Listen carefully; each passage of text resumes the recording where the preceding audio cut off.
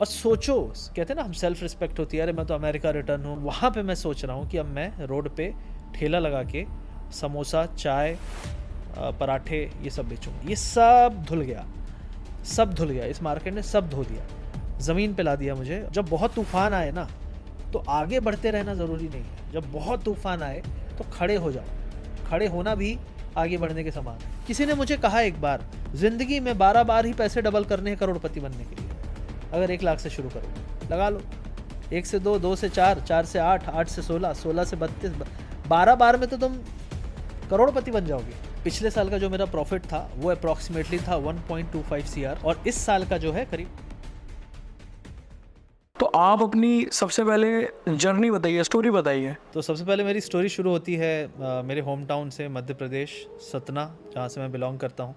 तो हम middle class family से हैं, पापा गवर्नमेंट जॉब में थे, और शुरू से ही घर में थोड़ा सा आर्मी वाला माहौल था, क्योंकि मेरे कज़िन्स कुछ लोग फ़ौज में जल्दी चले गए थे। तो थोड़ा एक जॉब वाइज अगर कोई सपना था घर पे तो यही था कि आर्मी ऑफिसर बने। तो इसलिए मेरे भैया को सैनिक स्कूल में डाला, मुझे भी सैनिक स्कूल का एंट्रेंस दिलवाया, लेकिन मैं फ़ेल हो गया, वो पास हो गए, और उन्होंने सैनिक स्कूल कंप्लीट करके फिर आर्मी ज्वाइन कर ली एज ए ऑफिसर ट्रेनी। तो इनिशियली ट्रेनिंग होती है, उसके बाद वो ऑफिसर बने। मेरे अंदर सपना था कि मैं बनूंगा, लेकिन नहीं पास कर पाए तो नहीं बने, और इस तरीके से फिर 12th हुआ। 12th में कोशिश की, एनडीए के एग्ज़ाम दिए, फेल हो गए, रिटर्न नहीं निकला, नहीं दे पाए, क्योंकि पहले रिटर्न होता है फिर एक इंटरव्यू होता है, इंटरव्यू देने का मौका ही नहीं मिला। और ये अंदर था कि यार इंटरव्यू देने का मौका मिलेगा तो निकाल दूंगा। तो चलो ठीक है, अब क्या करते हैं, जब पास करते हैं तो अगर टेकी आपका थोड़ा बैकग्राउंड है तो आप मैथ लेते हो तो आप इंजीनियरिंग करते हो। इंजीनियरिंग का एग्ज़ाम दिया तो उसमें अच्छे नंबर आ गए, तो फिर इंजीनियरिंग ज्वाइन कर ली और स्टार्ट कर दी मैकेनिकल इंजीनियरिंग। अब मैकेनिकल इंजीनियरिंग जब मैंने की तो हालत तो ख़राब थी, क्योंकि मध्य प्रदेश में हमारे जहाँ पे हम रहते हैं वहाँ पे इंग्लिश बहुत अच्छी नहीं रहती लोगों की, स्पोकन इंग्लिश और ग्रामर और इन पे फोकस नहीं रहता ज़्यादा, बस हो गया पढ़ लो फिज़िक्स केमिस्ट्री मैथ और नंबर ला लो और एडमिशन हो जाएगा, वहाँ पे जो सीखना सीखना। तो वैसे बेसिक जो है वो हमारा इतना स्ट्रांग नहीं होता इन सब चीज़ों में, कम्युनिकेशन, इंग्लिश, तो ये कमज़ोरी रही है। और इसी के चलते थोड़ा सा फील होता था कि यार अगर इंजीनियरिंग में आ गए हैं और कल को कंपनीज़ आएंगी तो कैसे पास होंगे, कैसे सिलेक्शन होगा। वहाँ तो बस अपना नाम माय नेम इज करके बोलेंगे, या कैसे इज़ बोलेंगे, क्या बोलेंगे, समझ ही नहीं आता था, कहीं नाम ही ना निकले, कहीं वहाँ पे आप बिल्कुल पॉज हो जाओ, तो ज़ीरो कॉन्फिडेंस, एकदम माइनस में, और आई वॉज़ वेरी इंट्रोवर्ट। तो फिर मैंने कहा यार कुछ तो करना पड़ेगा, सो आई स्टार्टेड लर्निंग इंग्लिश, सीखना शुरू किया, कोचिंग की। मैं कॉलेज के बाद लोग खेलते थे, कूदते थे, ऐश करते थे, घूमते थे, मैं इंग्लिश कोचिंग जाने लगा, सेकंड थर्ड ईयर से दो कोचिंग करने लगा, क्योंकि मेरे अंदर आ गया था कि यार अगर इंग्लिश नहीं सीखी ना कुछ नहीं होने वाला है। आपको बोलना आना चाहिए, आपकी टेक्निकल स्किल भले 10% 20% हो, लेकिन बोलना आना चाहिए, कुछ भी बोलना आना चाहिए। तो मैंने उस पर फोकस किया। किस्मत से हमारा कॉलेज अच्छा था, ग्वालियर में था, MITS, तो वहाँ से हमने पढ़ाई की, और उसके बाद कैंपस आए। अब कैंपस आ रहे थे IT वाले, हम ठहरे मैकेनिकल इंजीनियर, निकले ही ना, रिटर्न ही ना निकले, क्योंकि कोडिंग वोडिंग ये सब पूछें। अब इंग्लिश की तो तैयारी कर ली थी, लेकिन इंटरव्यू देने का मौका नहीं मिला फिर से। 8-9 कंपनियाँ आई और किसी में सिलेक्शन नहीं हुआ। फाइनली L&T आई, अच्छा पैकेज लेके आई, कोर कंपनी अपने ब्रांच की, उसमें सिलेक्शन हो गया। तो अब कॉन्फिडेंस हाई, और एकदम लगा कि जीवन सफल हो गया, और सपने थोड़े अच्छे आने लगे, और लगा कि हाँ यार अब ज़िंदगी में अब स्ट्रगल थोड़ा ख़त्म होगा। सो दैट इज़ व्हेन चीज़ें थोड़ी सी पॉजिटिव हुई, कॉन्फिडेंस बूस्ट हुआ। और सपना जो था आर्मी का वो था, प्राइवेट नौकरी को मैं उतना सेकेंडरी चॉइस थी मेरी। तो फिर मैंने फॉर्म भरा, कॉलेज में आपके आर्मी ऑफिसर्स आते हैं, बेसिक इंटरव्यू होता है, उसके बाद फिर SSB सर्विस सिलेक्शन बोर्ड का इंटरव्यू होता है, टफेस्ट इंटरव्यू कहते हैं उसको, क्योंकि पूरे देश में सिर्फ 70 सीट्स होती हैं। IAS IPS में ज़्यादा होती होंगी, इसमें तो सिर्फ 70 लोग ही होते हैं अगर आप किसी भी एंट्री की बात करें। तो उसमें मैंने भरा, उसमें आ गया इंटरव्यू में, इलाहाबाद गया। इलाहाबाद कहते हैं कि वहाँ जो जाता है रिजेक्ट होके आता है। तो मैं पहले ही कांपने लगा, यार कहीं और दे देते, बैंगलोर दे देते, भोपाल दे देते, इलाहाबाद क्यों दे दिया। लेकिन ठीक है, आया गए। और जब जा रहे थे तो मम्मी बोली क्यों जा रहे हो, फालतू में पैसे वेस्ट कर रहे हो, 200-400 रुपये किराया विराया लगेगा, होना है नहीं तुम्हारा। लेकिन अंदर ये था कि ऐसे कैसे बोल दिए यार ये तो बेइज्जती हो गई। तो फिर हमने कहा नहीं, कोशिश तो करेंगे।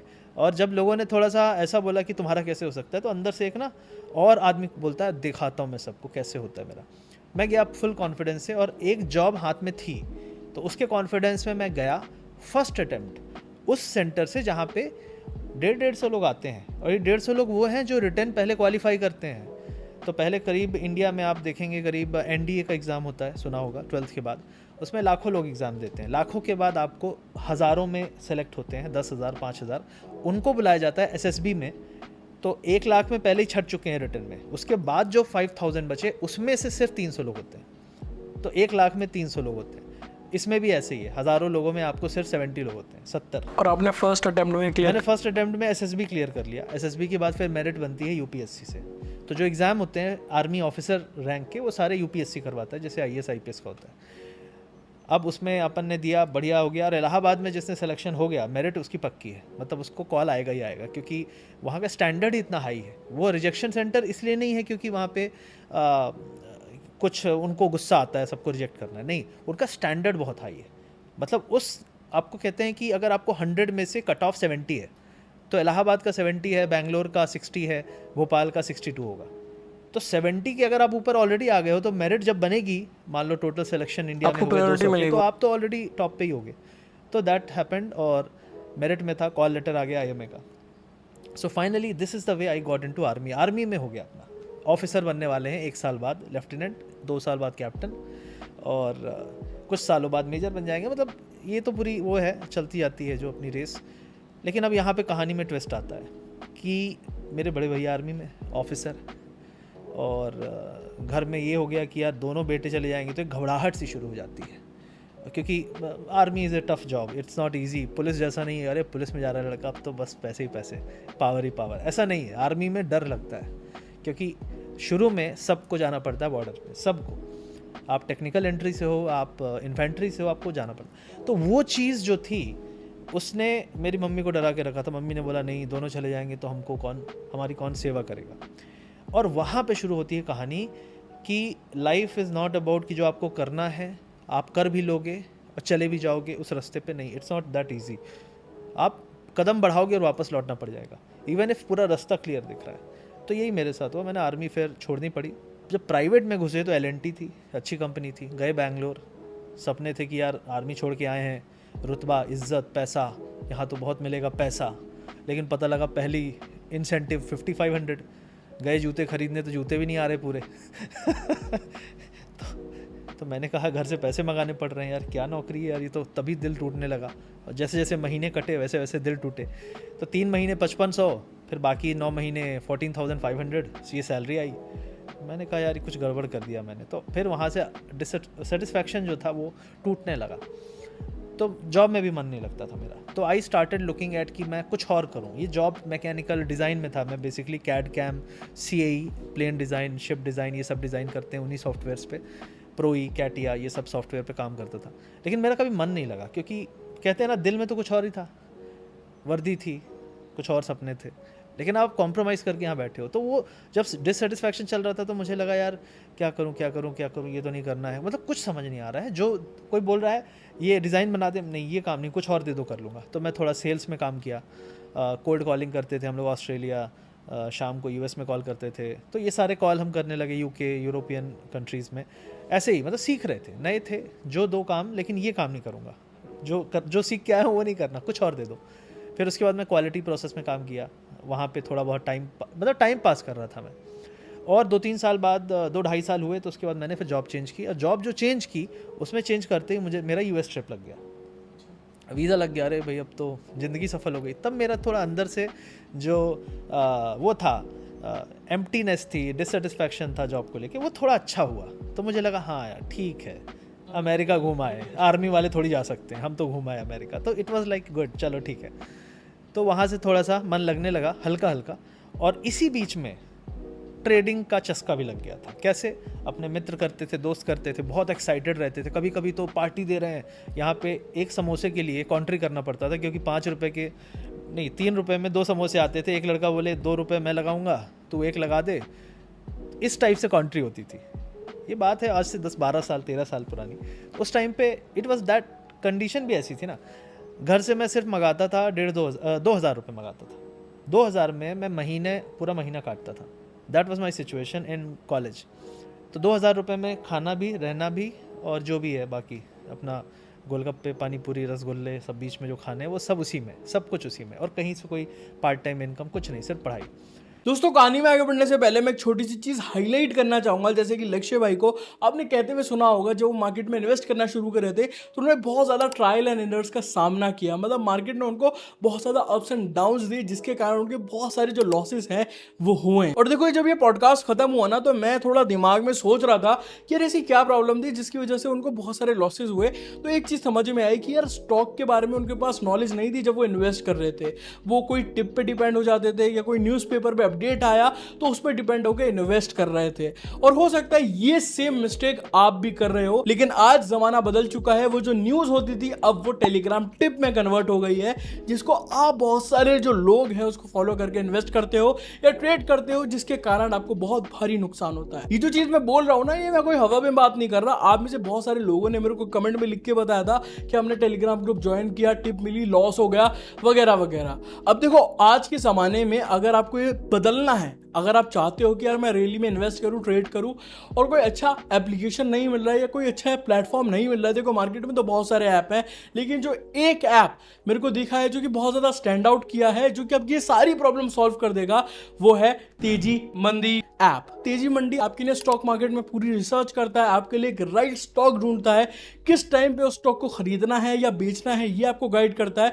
मतलब पूरी फंडामेंटल नॉलेज जो है आपको प्रोवाइड करता है, उसको रिव्यू करता है, साथ ही साथ उसको रिप्लेस करता है, जिसको हम इन्वेस्टिंग या स्टॉक मार्केट की भाषा में रीबैलेंस भी कहते हैं। तेजी मंदी जो प्लेटफॉर्म में बहुत ज्यादा लेजिट है, जेन्युइन है, क्योंकि वो सेबी रजिस्टर्ड है, और साथ ही साथ इंडिया में जो ब्रोकिंग इंडस्ट्री के पॉइनर्स हैं जैसे कि मोतीलाल ओसवाल फाइनेंशियल सर्विस, जो कि मार्केट में करीबन 35 साल से ज्यादा से हैं, ये उन्हीं की सब्सिडरी है। मतलब आप मान सकते हो कि यार ये जेन्युइन तो है। तेजी मंदी के अंदर आपको 2 लॉन्ग टर्म पोर्टफोलियो देखने को मिल जाते हैं, जिसमें आप इन्वेस्ट कर सकते हो, रेडी टू इन्वेस्ट है according to your risk capacity. सबसे पहला बैलेंस्ड और फ्लैगशिप पोर्टफोलियो है, जिसमें आपको लार्ज कैप, मिड कैप और स्मॉल कैप के जो स्टॉक्स है वो देखने को मिल जाते हैं। और जो दूसरा पोर्टफोलियो है वो मल्टीप्लायर और अग्रेसिव पोर्टफोलियो है, जिसमें आपको मिड कैप और स्मॉल कैप जो स्टॉक है वो देखने को मिल जाते हैं। ये जो पोर्टफोलियो है इसके रेगुलर अपडेट्स आपको वीकली दे दिए जाएंगे, जिससे आपकी जो इन्वेस्टमेंट है उसको आप ट्रैक कर सको और इन्वेस्ट कर सको, वो भी काफी ज्यादा स्मूथली। और शॉकिंग बात तो ये है, इनका जो सब्सक्रिप्शन है वो 99 रुपीज पर मंथ से चालू होता है। तो वेट किसका कर रहे हो, तेजी मंदी ऐप को अभी डाउनलोड करो, लिंक आपको डिस्क्रिप्शन में दे दी है। अब हम बढ़ते हैं वीडियो में आगे। तो स्ट्रगल तो काफ़ी था, और जब हम जॉब में गए थे तो वहाँ पे भी ऐसे ही था कि यार ये तो अब लगता था कि चलो यार कुछ करें एक्स्ट्रा, और ये लोग बड़े खुश रहते हैं, एक्साइटेड रहते हैं। अरे वो देखो मेरे क्लासमेट्स भी कॉलेज के ट्रेडिंग करते थे, तो आई न्यू कि यार एक्साइटमेंट वाली चीज़ है, ये ट्राई करते हैं। तो 5,000 रुपये से 5,000 से स्टार्ट किया। शुरू में मिले पहली बार 500 समथिंग, 525 या 625 रुपीज़ कमाए मैंने, पहला प्रॉफिट। दूसरे दिन ही बन गया। मैंने कहा वाह यार मज़ा आ गया। दूसरे दिन शाम को अरे चलो, मतलब सोचो जो आदमी 4 रुपये, 5 रुपये, 6 रुपये में कॉन्ट्री करता था, अब उसको अगर 600 रुपये का प्रॉफिट होगा, और जॉब के पैसे तो हम बहुत कंजर्वेटिव फैमिली से हैं, बचा बचा के चलना है, किराया भी देना है, खाना भी है, बैंगलोर शहर बहुत महंगा है। तो हमें लगा यार बहुत है, चलो चलते हैं, सबको ट्रीट देते हैं, सबको पानी पूरी ये सब खिलाया, यार सब मेरी तरफ से ट्रीट ऐश करो तुम लोग। तो खिला पिला के 200-300 खर्च कर दिए, और फिर 5-6 दोस्त थे हमारे। अगले दिन हो गया लॉस 200 रुपये, फिर अगले दिन 400-500 रुपये। अब मैंने कहा ये क्या हुआ यार, ये तो ख़राब चीज़ है।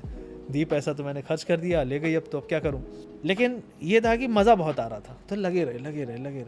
साल बीता, 6-8 महीने बीते, आ गया था रिसेशन। जब शुरू में मैंने ट्रेडिंग की थी तो 2008-9 का रिसेशन आ गया था, और जो स्टॉक देखो सब पिट रहे हैं। सत्यम का क्रैश हुआ था, जहाँ पे मेरा सबसे बड़ा लॉस हुआ था उस टाइम का। 20,000 में सत्यम का प्राइस लिया, मतलब स्टॉक गिरना शुरू हुआ 180 से 60 रुपीज़ पे। मैंने जैसे ही उसको लिया, वो चीरते हुए निकल गया नीचे 6 रुपये चला गया। मैंने कहा यार ये तो सस्ता था और सस्ता हो गया, अब क्या करूं, बेचूं भागूं, क्योंकि डर लगता था। बेच के भाग गए। 20,000 हो गया 6,000 रुपये, 6,000 या 5,000 रुपये हुआ। मैंने कहा अब तो लग गई। और फिर अगले 1 साल मैंने ट्रेडिंग में सिर्फ एक काम किया, सत्यम में लॉस हुआ, सत्यम में निकालूंगा, ट्रेडिंग करो। सत्यम कभी न्यूज़ ढूंढता था कि ऊपर जाएगा, कभी नीचे जाएगा, बस उसी के पीछे लगा रहता था। दिखता ही नहीं था कि मार्केट में और भी शेयर हैं, कुछ और देख लूँ, ये कर लूँ, वो कर लूँ। तो एक कहते हैं ना कि अगर ऑप्शन में लॉस होता है तो आदमी ऑप्शन में ही रिवेंज लेने जाता है। ऐसे ही मुझे उस स्टॉक में लॉस हुआ, मैं उसी स्टॉक से बदला लेने के लिए 1 साल तक मैं सिर्फ सत्यम, मतलब पूरे साल उसको किया। और उसके कुछ कोई बोलते थे मर्ज कर देंगे इसको, कभी कुछ गुड न्यूज़ आए तो ऊपर जाए, बैड न्यूज़ आए निगेटिव, तो ये सब चलता रहा। तंग आ गया मैं। फिर धीरे धीरे ये समय बीता। 2009 का जो फॉल था वो भी हुआ, उसके बाद से फिर थोड़ी सी रिकवरी हुई। जब ये चल रहा था फॉल, उस टाइम पे मैंने थोड़ा बहुत पोर्टफोलियो भी बनाया था, पोर्टफोलियो बनाते बनाते 3.5 लाख के आसपास का पोर्टफोलियो बन गया था, जो 50-60 हज़ार का बचा था। तो मतलब उसको देख देख क्या देखें अब इसको, मतलब हर चीज़ लाल दिख रही है, हर चीज़ दुख हो रहा है देख के, तो देखते ही नहीं थे, जो है छोड़ दो उसको। और थोड़े बहुत जो पैसे बचते थे उससे सत्यम ट्रेड कर लेते थे या कुछ और कर लेते थे।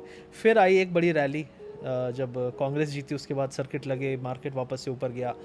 उसके बाद मार्केट का माहौल थोड़ा बेटर हो गया, लेकिन मार्केट कभी भी बहुत अच्छा नहीं चला, मतलब वो बस रेंज में रहता था। निगेटिविटी 2011-13 इसमें प्रॉब्लम्स रही मार्केट में।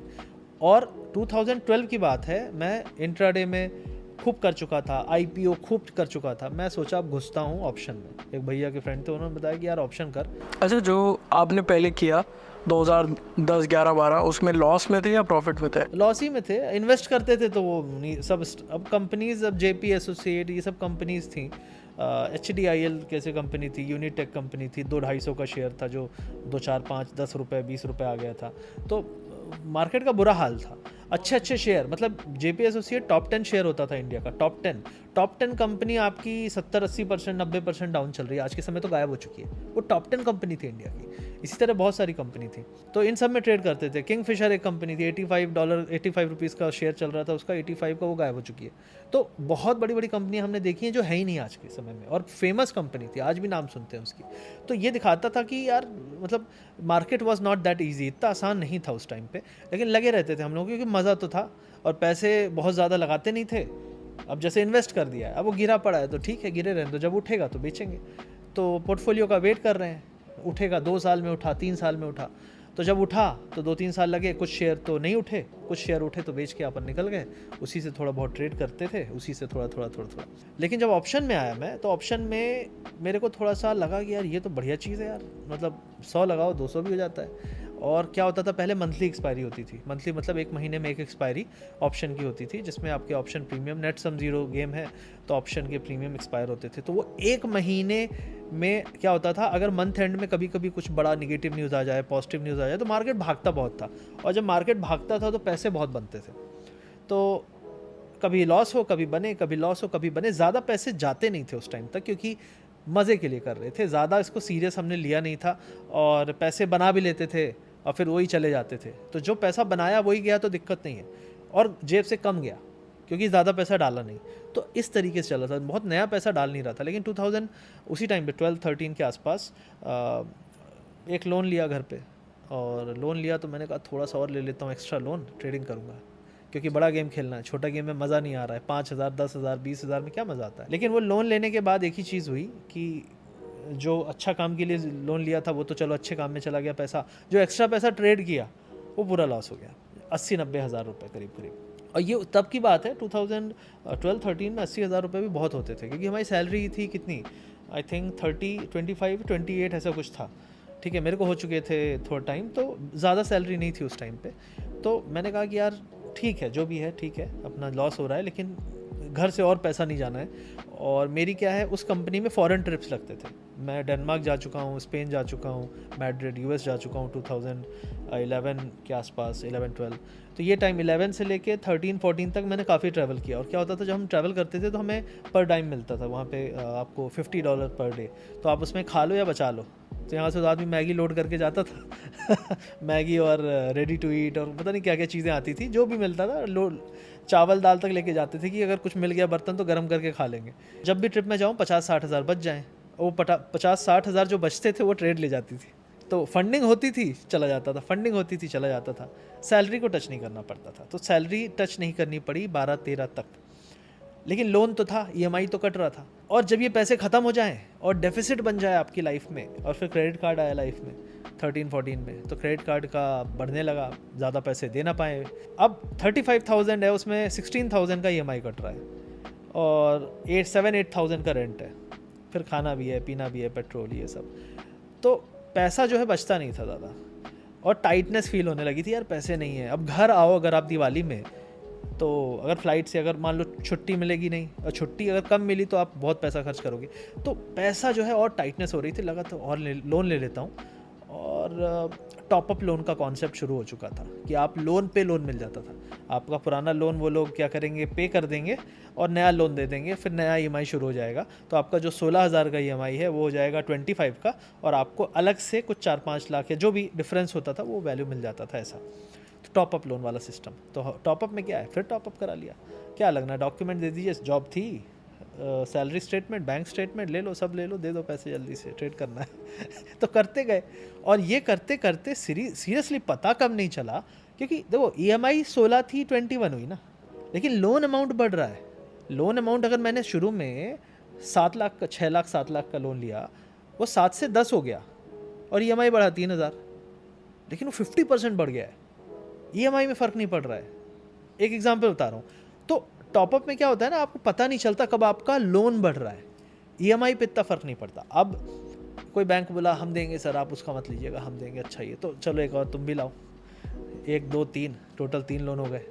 और हुआ क्या कि 2014 में मेरी ट्रेडिंग थोड़ी बेटर होने लगी, क्योंकि मैं थोड़ा सा सीखने की तरफ गया, इंटरनेट से चीज़ें सुनने लगा, वीडियोस देखने लगा, अमेरिकन जो वेबसाइट्स हैं वहाँ पे जो चल रहा है न्यूज़, CNN और CNN मनी चलता था उस टाइम पे काफ़ी, वो सब देखने लगा। तो उससे थोड़ा सा नॉलेज बढ़ने लगा, थोड़ा सा बिलीफ आने लगा, थोड़ा सा टेक्निकल सुनने लगा, RSI जैसे टेक्निकल इंडिकेटर थोड़ा सा फॉलो करने लगा। तो मुझे ये हो गया था कि मार्केट ओवरबॉट है, यहाँ पे मैं बाय नहीं करूँगा, ओवरसोल्ड है यहाँ पे मैं बाय करूँगा, ओवरबॉट है तो यहाँ पे मैं सेल करूँगा या पुट लूँगा, जो भी कॉल पुट जो हम लोग करते हैं ट्रेडिंग में। तो इस तरीके से थोड़ा आइडिया हो गया था। तो 2014 में क्या हुआ, लोन तो मेरा करीब करीब था 8 लाख का उस टाइम पे, 2014 के आसपास 8 लाख का लोन था। वो 8 लाख से मैंने अच्छे से ट्रेड किया, और करीब 6-7 महीने में मैं 35 लाख पहुँच गया। अब जब 35 लाख पहुँचा, तो 35 लाख जब पहुँचा ही था, तब एक नई जॉब ज्वाइन की थी मैंने। अच्छा, ये 35 लाख प्रॉफिट था? उसको क्या क्या कहना चाहोगे, वो तो अपने ऊपर है। हमको तो लगता था हमारा पैसा है क्योंकि 8 लाख तो लोन था। हाँ, 8 लाख या 9 लाख कुछ लोन था, कुछ क्रेडिट कार्ड 1-8 लाख रहा होगा, 1-2 क्रेडिट कार्ड, क्योंकि क्रेडिट कार्ड एक से नहीं होता था तो 2 मिल जाते थे। तो मैं कहूँगा कि 35 में से 25 शायद प्रॉफिट था, और 10 लाख देनदारियाँ थी। लेकिन हम देनदारी नहीं, अरे बाद में देंगे उसको यार, 35 से 1 करोड़ करते हैं ना, उसका 10 ही तो देना, दे देंगे कभी भी। और ये सबसे बड़ी गलती थी। मैंने सोचा देनदारी बाद में, पहले अपन खेलते हैं। और समय बदलते शेयर बाज़ार में टाइम नहीं लगता, दिन बदलते टाइम नहीं लगता। जहाँ मैं 2-2 लाख का प्रॉफिट हो रहा है देख रहा हूँ, और बुक नहीं करता था मैं, और मुझे नहीं पता था कि वो 2 लाख आगे चल के 2,000 रुपये भी भीख मांगनी पड़ेगी किसी से, और वो देगा नहीं, लोगों से मांगने पड़ेंगे, हाथ फैलाने पड़ेंगे। क्योंकि जब आपका अच्छा टाइम होता है ना, हम बुरे टाइम की तैयारी नहीं करते। वो अच्छे टाइम पे याद नहीं आएगा, वो तब याद आएगा जब आपका वो अच्छा टाइम ना एक बहुत भयंकर बुरे टाइम के बाद आया हो, तो आपको याद रहेगा। लेकिन वो सीधे अच्छा आ गया ना, बहुत बुरा टाइम नहीं देखा मैंने। सैलरी आ रही है, फॉरेन टूर लग रहे हैं, क्या दिक्कत है, कहीं ना कहीं से फंडिंग हो रही है, साल में एक बार बोनस मिल जा रहा है, 10% हाइक मिल जा रही है, सैलरी भी थोड़ी बढ़ रही है, ठीक है, चल रहा है काम। कंपनी वाले खाना भी दे देते हैं, दोपहर में खा भी लेता हूँ वहाँ पे, अलग से पैसा भी उसका। तो इट वाज लाइक कि ठीक है। लेकिन वो 35 लाख ने दिमाग घुमा दिया। उसमें मैंने रिस्क लेना ज़्यादा शुरू कर दिया, और मार्केट एक बार मैंने ट्रेड ली, वो ट्रेड मेरी सही थी, लेकिन मैं वेट नहीं कर पाया। और वेट नहीं करने के कारण मेरा एक बड़ा क्या होता है, ऑप्शन में क्या होता है ना, कि 100 रुपीज़ का आपने बाय किया, जो वो ऑप्शन का प्रीमियम कहलाता है। अगर वो चीज़ जो आप उम्मीद कर रहे थे वो नहीं हो रही है, और आप एक्सपायरी की तरफ बढ़ रहे हो, तो डिके होता है प्रीमियम। तो वो जैसे 100 आ गया, 90, 80, 85, 70, 75 आ गया, ठीक है, कम हो गया है वो। अब मैं एवरेज कर रहा हूँ 100 से 75 पे मैंने एवरेज किया। अब मुझे लग रहा है यार एक्सपायरी 3 दिन बाद है, यार ये लगता है ऊपर नहीं उठेगा, लॉस हो जाएगा, बड़ा कैपिटल चला जाएगा। देखो, लॉस में आदमी रिवेंज नहीं लेता, शायद वो रिवेंज बदला लेता है जब उसको मिस हो जाती है अपॉर्चुनिटी। अरे ये तो भाग गया, मैं निकल गया था, भागो इसके पीछे चलो, दौड़ता हूँ मैं। मतलब कोई चीज़, अपॉर्चुनिटी, एक एग्जांपल देता हूँ, मौका। अगर कोई आदमी आपको एक मौका दे रहा है और आपने उसको बोल दिया है चल नहीं चाहिए मुझे मौका, और पता लगा वो मौका तो गोल्डन अपॉर्चुनिटी थी, अब आप उसके पीछे भाग रहे हो, अरे प्लीज़ यार please they they. Same cheese option में, 100 रुपये की चीज़ 70 आई, मैं निकल गया, मैंने कहा अरे तू 70 है, ज़ीरो भी चला जाएगा। अब वो 70 चला गया 500 रुपये अगले 4 दिन में। मेरे पास इतना था कि मेरे को कम से कम 60-70 लाख का फ़ायदा होता उस टाइम 2015 में। और वो अपॉर्चुनिटी मिस होने का जो अंदर एक गिल्ट या जो भी कह लो, पागलपन, अरे ऐसे कैसे मिस हो गया, मैं चालू कर दिया बदला लेना, रिवेंज जिसको कहते हैं। देखो आप लॉस होने पे भी बदला लेते हो और मौका छूटने पे भी उटपटांग हरकतें करते हो जो एक तरह से बदले जैसी होती है। वो मैं कर रहा था और उसने मुझे ऐसा बर्बाद किया कि मैं गया था उस टाइम पे, नौकरी एक चेंज ही की थी मैंने। मैं गया था फ्रांस में, लियोन करके जगह है, वहाँ 1 महीने रह के आया। वहाँ से 1 महीने नहीं, आई थिंक 20-22 दिन कुछ। मैं वहाँ से आया, उस टाइम पैसे अच्छे थे तो कॉन्फिडेंस हाई था। ऑफिस इंडिया आया, अब विदेश से कोई इंडिया आता है तो इंडिया है ये क्या है, तुम लोग टाइम से आते हो ऑफिस, ऐसे थोड़ी। मैं आया लेट 2-3 दिन, तो बॉस से कुछ हो गई बहस, नोक झोंक। तो बॉस से ऐसी नोक झोंक हुई तो उसने बोला कि लेट क्यों आते हो ये वो। मैंने कहा सर थोड़ा ट्रैफिक है, ये है वो है, बहाने मारे। क्योंकि अपना 9 बजे तो मार्केट खुलता है, तो अपन 9 बजे मार्केट खुलेगा, मार्केट सेटल हो जाएगा, उसके बाद तो अपन गाड़ी स्टार्ट करके जाएंगे ना ऑफिस। कैसे निकल ले 8:30 बजे और रास्ते में ही पता लगा फ़ोन खोल रहे हैं, ट्रैफिक चल रहा है। तो मार्केट खुलने के बाद मैं निकलता था, इसलिए थोड़ा लेट आता था, 10, साढ़े 10, 11 तक पहुंचता था।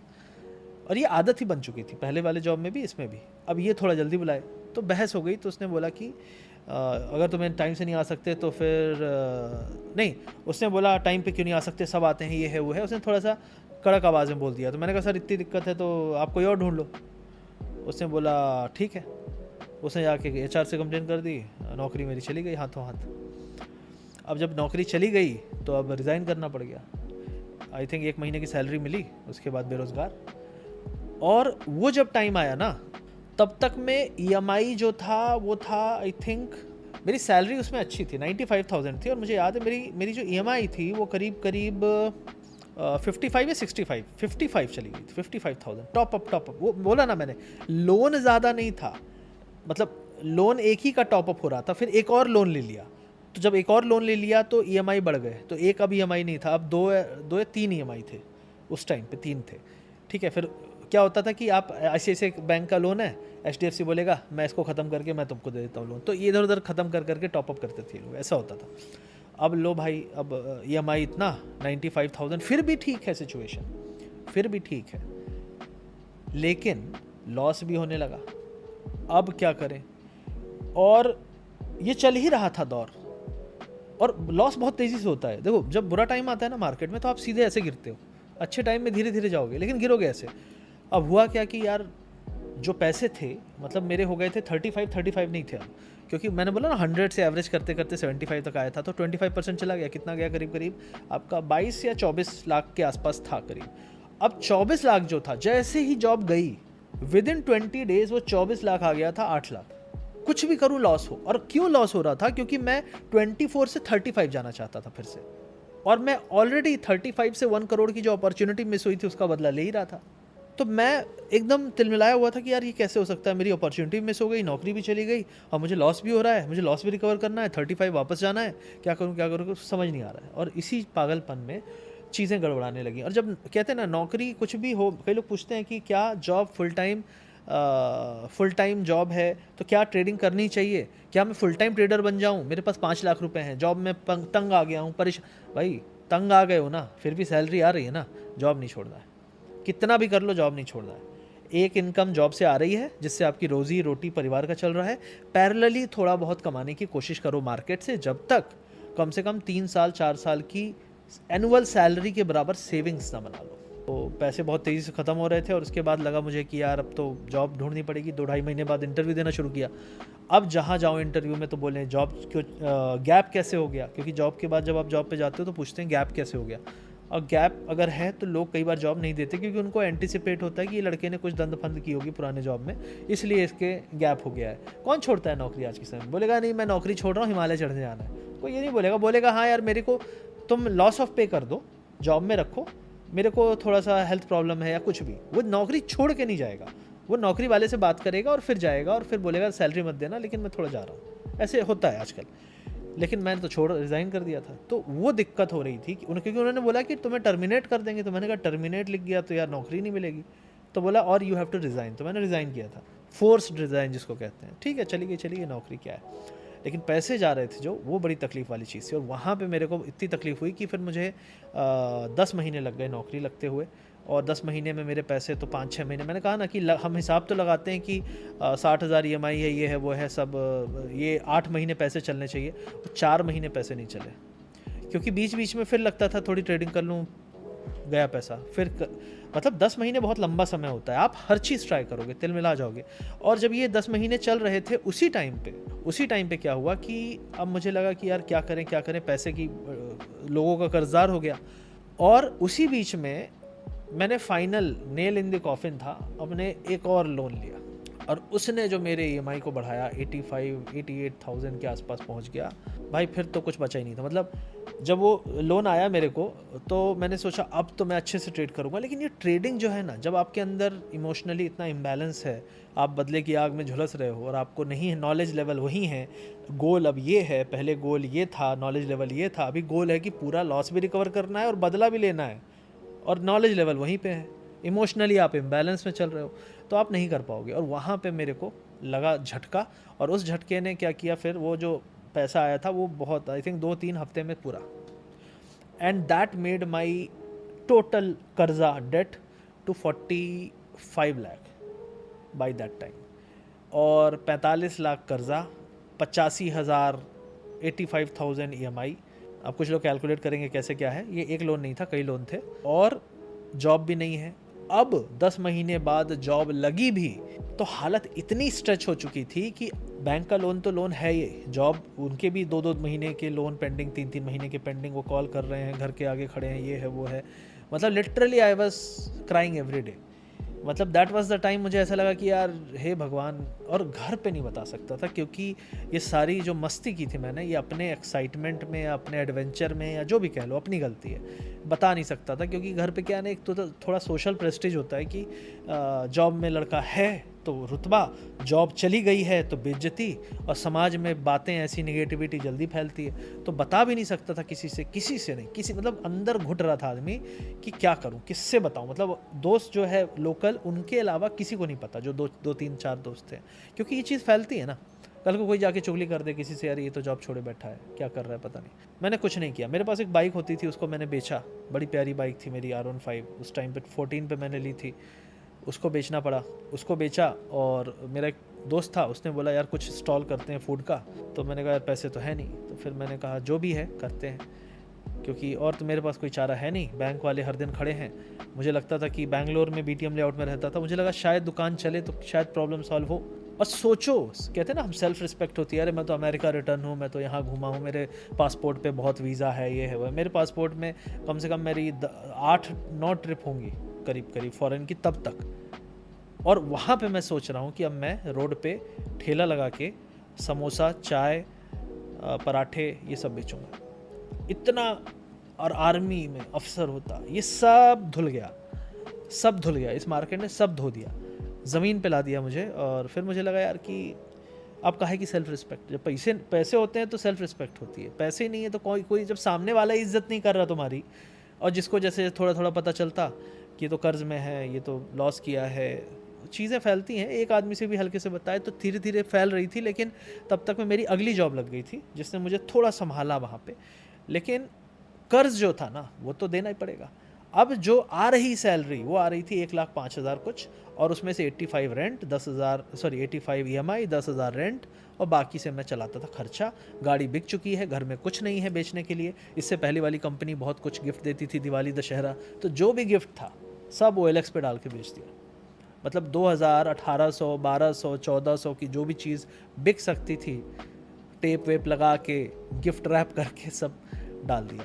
लेकिन ये जब चल रहा था ना, दैट इज़ द रीज़न कि मुझे पैसे की वैल्यू समझ में आई। दैट इज़ द रीज़न क्यों मैं प्रॉफिट बुक कर लेता हूँ कई बार, जब छोटा सा ही होता है जल्दी बुक कर लेता हूँ। क्योंकि प्रॉफिट, मेरे हिसाब से प्रॉफिट इज़ ए प्रॉफिट जो आपने बुक किया है। It is not a profit until you have booked. जब तक बुक नहीं किया है वो प्रॉफिट हुआ ही नहीं है, वो सिर्फ आपका सपना है। जो दिख रहा है वो सपना है, जो बुक किया वही अपना है। तो बुक करोगे तब तुम्हारा है। लोग यहाँ पे बोल रहे हैं अरे मेरा शेयर 4 गुना जा चुका है, लेट्स पार्टी। मार्केट क्रैश हुआ, आधा हो गया, वो पार्टी भी दे चुके हैं और वहाँ रो भी रहे हैं कि यार मैं निकल जाता तो क्या होता। ये रियलिटी है। IT सेक्टर 2021 में बहुत ऊपर गया, उसके बाद सारे शेयर आधे हो गए पिछले 2 साल में, आधे, अभी भी आधे हैं। मार्केट ऊपर है, IT आधा है। तो जिन्होंने IT में खूब पैसा बनाया, क्योंकि IT स्टॉक्स ने 3-3, 4-4 गुना पैसा दिया, 5-5 गुना 2021 तक में, कोविड के बाद। लेकिन कितने लोगों ने वो बुक किया, वो है प्रॉफिट वाले ना। जिसने बुक ही नहीं किया वो तो रईस देखते देखते रईस था, देखते देखते फकीर है। तो ये मार्केट में बहुत बड़ी गलती लोग करते हैं। तो मैंने ये सोचा कि नहीं यार, दिखा तो बुक करो, क्योंकि मैं बताया ना जब 35 लाख थे तब मैं 2.5 लाख का प्रॉफिट बुक नहीं करता था।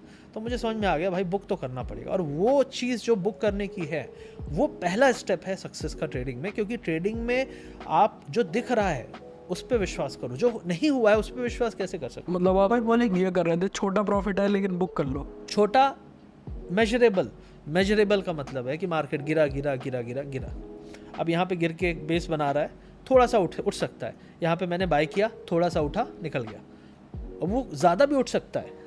मेरे माइंड में दोनों चीज़ है, थोड़ा भी उठ सकता है, ज़्यादा भी उठ सकता है। लेकिन मैं बोल रहा हूँ मैं थोड़े से उठने पे निकल जाऊँगा, मैं वेट नहीं करूँगा, क्योंकि मेरी समस्या तो मेरी है ना। मैं ज्ञानी नहीं बनना चाहता, थोड़े से पैसे चाहता हूँ, क्योंकि मेरी समस्या बहुत ज़्यादा है, प्रॉब्लम्स बहुत ज़्यादा बढ़ गई हैं। और उसी को कहते हैं स्कैल्पिंग का सबसे पहला और सबसे पावरफुल चीज़, कि आपको अपने अंदर के नीड को जानना पड़ेगा, आपकी ज़रूरत क्या है। ठीक है, आपको ग्रीड को समझना पड़ेगा कि मेरी ज़रूरत ग्रीड में तो नहीं। कोई बोलेगा मुझे आईफोन की ज़रूरत है, वो ग्रीड नीड नहीं है, वो ग्रीड है, वो तुम्हारे वांट है। मैं तो भाई खाने के वांदे लगे हुए हैं, मैं कहाँ से क्या सोचूंगा आईफोन एंड ऑल। मेरे पास 30,000 का फ़ोन था, उसको बेच के मैंने 6,000 का सेकेंड हैंड फ़ोन लिया था, कि उसमें भी मुझे 14,000 रुपये बच जाएँ, जिससे मैं किसी को दे दूँ जो इसको देना है। तो पैसे जो हैं अच्छे टाइम पे बुरे टाइम की तैयारी करने के लिए होते हैं, क्योंकि लाइफ साइकिल्स में चलती है। आज अच्छा टाइम है, कल बुरा आएगा, फिर अच्छा आएगा, फिर बुरा आएगा। लेकिन जब अच्छा आया तो बुरे की तैयारी करो, जब बुरा आए तो अच्छे के लिए अपने आप को प्रिपेयर करो, और उम्मीद करो कि अच्छा आएगा, कोशिश करो उसके लिए। यही मैं करता हूँ हमेशा, अभी भी करता हूँ। मुझे नहीं पता फिर से बुरा टाइम आ जाए। ये सारी चीज़ें मैंने की उस टाइम पे, और ये जो तरीका था इसको स्कैल्पिंग भी कहते हैं। स्कैल्पिंग में क्या होता है कि हम छोटी छोटी ट्रेड्स लेते हैं। सपोज मार्केट उठने वाला है, मतलब बेस बनाया, वो प्राइस एक्शन देख के यहाँ से उठ सकता है, मैंने यहीं पे एंट्री ले ली। कई लोग बोलेंगे उठेगा तो एंट्री लूँगा। ये जो अभी तक प्राइस एक्शन दिखा रहा था बेस बनाने का, इसी के बेस पे मैं ले लूँगा, और मैं पहले ही एंट्री ले चुका हूँ, और जैसे ही थोड़ा उठेगा मैं निकल जाऊँगा। क्योंकि मेरा 4-5% का टारगेट है। ऑप्शन बाइंग ऐसी चीज़ है जहाँ पे 5% आपको यूँ मिलता है, लेकिन लोग बुक नहीं करते, उनको पता ही नहीं कि 5% उनको चाहिए। तो वो मैं काम करता हूँ वहाँ पे, और that is helping me since that time. 2018 था मेरा, 2018 में मेरा थोड़ा सा चीज़ें स्टेबल हुई। जब ये स्टॉल चला रहा था दुकान, उस टाइम पे इतना बुरा टाइम था कि खाना डिलीवर करता था मैं लोगों के यहाँ, अपने आसपास के। मैं पीजीज़ थे बहुत सारे हमारे मोहल्ले में, वही हमारे कस्टमर भी थे। तो आते थे, अगर नहीं आते थे तो हमको लगता था उनसे सबसे ये भी बोल देता हूँ कि अगर आप लोग नहीं आ पाते हो तो आप मैसेज कर दो, मैं खाना डिलीवर कर दूँगा। क्योंकि हमको तो बेचना है ना, क्योंकि हमको लगता है कि अगर 50 रुपये का बेचा, 100 रुपये का बेचा तो 20 रुपये बचेंगे, 10 लोग को अगर बेच दिया तो 200 बचेंगे। क्योंकि और ये तब जब कुछ साल पहले 2-2 2.5 लाख प्रॉफिट बुक नहीं करता था, और लॉस है तो बैठे हैं। तो ये सारी चीज़ें हमने की हैं, और ये चीज़ सिखाती हैं कि पैसे मार्केट में कोई बनाता है और कोई क्यों नहीं बनाता, क्योंकि पैसे की वैल्यू नहीं करता। और वो अपने अच्छे टाइम पे जब भी पैसा कमाओ, अगर मान लो कोई 5 लाख से प्रॉफिट करता है 50,000 का इस हफ्ते, उस 50,000 में से 25,000 निकाल के एफडी कर दो, जो 3 साल ना टूटे, या कहीं पे खर्च कर दो, किसी को देना है दे दो, क्रेडिट कार्ड का देना है दे दो, लेकिन एटलीस्ट टेक इट आउट, क्योंकि वो तब तक तुम्हारा नहीं है जब तक वो बाहर नहीं आया। मैंने फिर क्या किया ना, जो भी पैसे आते थे छोटे मोटे, मैं पहले देता जाता था। मैं बैंक वाले बोलते थे सर आपका ईएमआई इतना है, मैंने कहा बस तू लेता जा। मैं ट्रांसफ़र करता जाता था, अकाउंट होता है बैंक का जो आपका लोन अकाउंट है, उसमें ट्रांसफ़र करता जाता करंट अकाउंट में। और मैं बोलता था कि इस महीने का हो गया, इस महीने का हो गया, आप इसको एडजस्ट कर देना, क्योंकि मुझे पता था अगर ये पैसा मेरे पास रहा मैं फिर से ट्रेड करके लॉस कर लूँगा। मैं सीधे, अगर मेरा 20,000 का प्रॉफिट हुआ, 10,000 निकाला, 10,000 ट्रांसफ़र कर दिया। अगर रेंट देना था, आज 28 है, रेंट 5 को देता हूँ, मैं आज ही रेंट दे दूँगा। देना तो पड़ेगा ना यार, जिसकी देनदारी है उसको तो देना पड़ेगा। और जिस दिन ये समझ जाओगे ना, उस दिन शायद जिम्मेदारी से ट्रेडिंग करोगे। और ये मेरे में शुरू में नहीं था, मतलब अकाउंट में पैसे बचे सब डाल दो अंदर, सबका ट्रेड कर लूँगा। और ये चीज़ जब मैंने बदली ना, तब मुझे समझ में आया कि पे जिसका लिया है पहले उसको पे करो, फिर अपनी ट्रेड करो जो बचा खुचा है। स्टोरी है, किसी को नहीं पता है, मैंने अभी तक बताई भी नहीं है। जब मैंने R15 ली थी उससे पहले मेरे पास एक बाइक थी। तो जब मैंने R15 ली थी उससे पहले जो बाइक थी तो उसको मैंने बेचा, और 25,000 में वो बिकी। और मैंने उसके बाद सोचा था कि मैं R15 जाके बुक कर दूंगा। लेकिन मैंने क्या सोचा, R15 बुक करने के लिए चाहिए थे 50,000 रुपीज़ अप्रॉक्सीमेटली। तो मैंने सोचा यार 50,000 तो नहीं है, 25,000 हैं, इसी को 50 बना देता हूँ, क्योंकि अदरवाइज़ वेट करना पड़ेगा। तो मैंने कहा चलो, मैं उसी दिन गया जिस दिन बेचा, कैश आया, कैश को डाला अकाउंट में, अगले दिन धुआं, ना रही गाड़ी ना रहा पैसा, आ गए रोड पे। फिर पापा के हाथ पैर जोड़े तो पापा ने किसी तरह पैसे दिए, खूब लहाया पटाया कि भैया दे दीजिए प्लीज़ प्लीज़, आपका बेटा, पाँव पकड़ता हूँ, ये करता हूँ, थोड़ा बहुत मस्का पॉलिश किया और उससे उन्होंने पैसे दिए। 15-20 दिन बाद मैंने फिर गाड़ी ली। लेकिन सोचो कैसा मतलब बताने में भी लगता है कि कैसे हो सकता है ऐसा, ऐसे कैसे हम हो सकते हैं, ऐसे तो हम नहीं थे ना, ऐसी हमारी अपब्रिंगिंग नहीं थी, लेकिन मार्केट ऐसा है, ये ग्रीड ऐसी है, ये बदला रिवेंज ऐसा है, ये आपको ऐसा इंसान बना देता है। हमारे ट्रेडिंग कैपिटल का पर्पस तुम्हें कुछ पैसा कमा के देना है। इट्स लाइक कि तुम्हारे पास एक टैक्सी है, वो तुम्हें हर दिन, वो टैक्सी चलती है रेंट पे, तुम्हें हर शाम कुछ कमा के देती है। एक दिन उस टैक्सी का ठुक जाती है मान लो, या टायर उसका फट जाता है, तो क्या है, बिजनेस है ना, बिजनेस में लॉस होता है। अब उसका टायर तुम्हें बनवाना पड़ेगा, थोड़े पैसे लगेंगे, फिर चलने लगेगी, फिर तुम्हें कमा के देगी। बिजनेस भी ऐसे ही है, ऐसी ही ट्रेडिंग होती है। 1 लाख रुपए 90 हो जाएगा, 90 से फिर 1 10 हो जाएगा, जब 1 10 होगा तो फिर निकाल लेना 5। तो मेरा पॉइंट है कि कभी भी कैपिटल के लिए इमोशनल मत हो। कैपिटल के लिए इमोशनल होना ही आपको बर्बाद करता है। पहली लर्निंग ये थी, क्योंकि जब मेरे 35 थे तो मैं 25 से 35 रिकवर करना चाहता था, और जब 25 8 लाख आ गया तो 8 लाख से मैं 25 रिकवर करना चाहता था।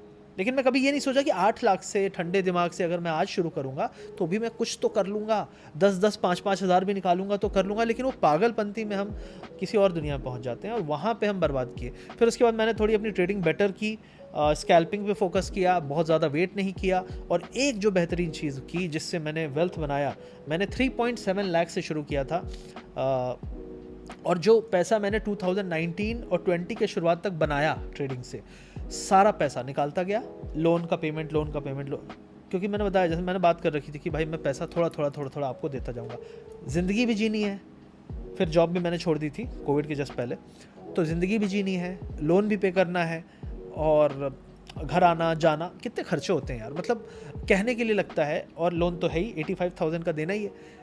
तो पहले मैंने कहा कि भाई देते जाओ, EMI भी दे रहा हूँ, और प्री क्लोजर के लिए कि भाई मैं तुम्हें ये दे रहा हूँ, तुम पीछे से EMI घटाओ, मतलब जो भी उनका एडजस्टमेंट का प्रोसेस होता है। क्योंकि मैं चाहता था भाई मेरे को ख़त्म करना है, टेंशन ख़त्म हो, मैं अच्छी ट्रेडिंग कर लूँगा, मुझे समझ में आ गया कैसे करना है, लेकिन टेंशन पहले ख़त्म करूँ। और वो करते करते मैंने अपने लोन क्लोज किए शुरू में। फिर मैंने एक टाइम पे 3.7 लाख से शुरू किया, और 3.7 लाख से 3.5 साल में मैं पहुंचा करीब 6.5 CR के आसपास। तो ये मेरी पूरी जर्नी थी। तो मेन जर्नी का जो पार्ट था इम्पॉर्टेंट, वो मैंने सीखा उस टाइम पे 17, 18, 19 में। गलतियां की, फिर गलतियों को देखा कि यार ये गलती कर रहा हूँ, मैं पैसे नहीं निकाल रहा हूँ, मैं बड़े प्रॉफिट के लिए खेल रहा हूँ, मैं बैठा रहता हूँ। ऑप्शन ट्रेडिंग में सेलिंग अगर करते हो तो बैठने का गेम है, बाइंग करते हो तो बैठने का गेम नहीं है। बाइंग में मोमेंटम पकड़ो, निकल जाओ। तुम बोलोगे अरे यार ये तो 4 गुना चला गया मेरे निकलने के बाद। अरे तुम्हें पता था क्या? पता था तो बैठे रहते। और जब पिछले महीने जब लॉस हुआ था, हाँ पता तो नहीं था, तो किसी को नहीं पता। हम भूल जाते हैं कि पिछले महीने जब लॉस हुआ तो हम बैठे रह गए थे, आज हम बैठे रहते प्रॉफिट हो जाता। लेकिन बैठने की आदत ही क्यों डाल रहे हो? तो बैठने की आदत ना डालने को ही स्कैल्पिंग कहते हैं, जो कि मैं आज भी करता हूँ। मैं बहुत ज़्यादा नहीं बैठता। मान लो कोई चीज़ 100 की 200 चली गई, मैं बोलता हूँ यार डबल हो गई है भाई, निकल। अपने आप को बोलता हूँ, किसी और से नहीं बोलता, क्योंकि I am responsible for my self. मैं अपने हरकतों का जिम्मेदार हूँ। मैं आपको सही चीज़ बता सकता हूँ, थोप नहीं सकता, वो आपका डिसीजन है। मैं आज को बोलूँ तुम भी यही करो, तो तुम क्यों मानोगे? तुम्हें जो सूट करे तुम वो करो। मैं ये करता हूँ, मैं ये कहता हूँ, हमेशा मैं कहता हूँ मुझे जो लगता है वो मैं बोलता हूँ, ऑनेस्टली बोलता हूँ हमेशा। लोगों को अगर उसमें कुछ लर्निंग दिखती है फॉलो करते हैं। इसीलिए मेरे जो भी फॉलोअर हैं वो ज़्यादातर एक्सपीरियंस ट्रेडर हैं। जो नए लोग हैं, नए ट्रेडर हैं, वो मुझे शायद पसंद नहीं करते होंगे। उसका रीज़न सिंपल है, क्योंकि मैं बहुत हार्ड बिटर ट्रुथ बोलता हूँ उस रगड़े को खाने के बाद जो वो खाने वाले हैं। मैं बोल दूंगा तुम बर्बाद हो जाओगे, अरे ऐसे कैसे, मुझे सब आता है। अब गुजारो, कुछ तो समय गुजारो मार्केट में, आ जाएगा सब समझ में, ठीक है। बहुत लंबा समय होता है, 14 साल। अच्छा, तो आपने ट्रेडिंग कैसे सीखी? ट्रेडिंग मैंने सीखी अपनी गलतियों से। सही बताऊँ तो कोचिंग क्लास ये सब हमारे टाइम पे होता नहीं था। हम बस हिट एंड ट्राई करते थे कि ये ट्राई कर लें, वो ट्राई कर लें। कोई बोला ऑप्शन बाइंग कर लो, कोई बोलता है कि निफ्टी कर लो, कोई बोलता है बैंक निफ्टी कर लो, कोई बोलता है कि इंट्राडे में करो, कोई बोलता है IPO में करो, कोई बोलता है ब्लू चिप में करो, कोई बोलता है कि नहीं वो छोटे स्टॉक्स में करो, मल्टीपल मतलब ज़्यादा मार्जिन लेके। तो हज़ार लोग हज़ार तरीके की बात करते थे। हम सब ट्राई करते थे, क्योंकि शुरू में यार क्या करें, कोई बोल रहा है ये अच्छा है तो ट्राई करते हैं, शायद पैसा बन जाए। क्योंकि जब आप एक चीज़ में सक्सेस नहीं होते हो, आप दूसरी करते हो, तीसरी करते हो, चौथी करते हो ट्राई। लेकिन आप ट्राई ऐसे कर रहे हो जैसे कि चलो मैं क्रिकेट खेलता हूँ, अगर छक्का नहीं मार पाया तो कल फुटबॉल खेलता हूँ, गोल नहीं मार पाया तो फिर परसों टीटी खेलता हूँ, नहीं जीत पाया तो फिर बैडमिंटन, फिर ये। ऐसा नहीं होता। आप क्रिकेट खेलना चाहते हो ना, तो क्रिकेट पहले कम से कम 1 साल 2 साल देना पड़ेगा, बस ऐसे ही है। तो मैंने क्या किया कि चीज़ों को साल 2-2 साल दिया। मैं बताया ना, सत्यम से 1 साल बदला लिया। 1 साल तो मेरा प्रेम चला सत्यम के साथ, फिर उसके बाद IPO प्रेम चला 1.5-2 साल, फिर ऑप्शन में निफ्टी में घुसा तो 1-1.5 साल, 2 साल, 3 साल, फिर निफ्टी के बाद इंट्राडे में भी थोड़ा बहुत किया, स्टॉक ऑप्शन में थोड़ा बहुत किया। उसके बाद जब बैंक निफ्टी आया तो बैंक निफ्टी में ज़्यादा किया, निफ्टी भी किया। फिर बाद में समझ में आया कि यार मैनेजमेंट होता है, इंडेक्स को बहुत मैनेज किया जाता है, कई बार मार्केट उठता नहीं, हिलता नहीं, तो कहते हैं कि ऑप्शन सेलिंग लोग करते हैं। फिर मैंने ऑप्शन सेलिंग पे नज़र डाली तो लगा कि यार अच्छा है, लेकिन मज़ा तो बाइंग में आता है, क्योंकि रिस्की है और डबल डबल होता है। तो समझ में ये आया कि अगर आप मज़े के पीछे भागोगे तो पैसा आएगा भी ज़्यादा, जाएगा भी ज़्यादा।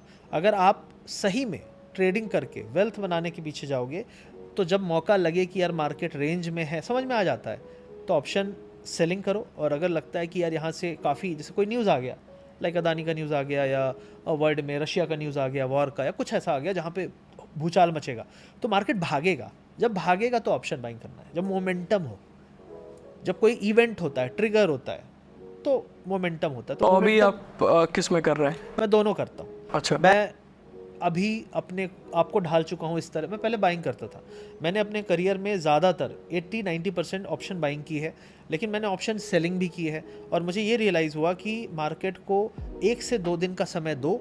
अगर वो 1 से 2 दिन में आपको ऑप्शन बाइंग में पैसा नहीं दे रहा है तो मोस्टली वो सेलर्स मार्केट है। और अगर सेलिंग में आपको, अब सेलिंग में क्या होता है कि आपको डिके का फ़ायदा मिलता है, लेकिन आजकल क्या है, वॉलेटिलिटी मार्केट के विक्स कहते हैं जिसको, वो बहुत कम है।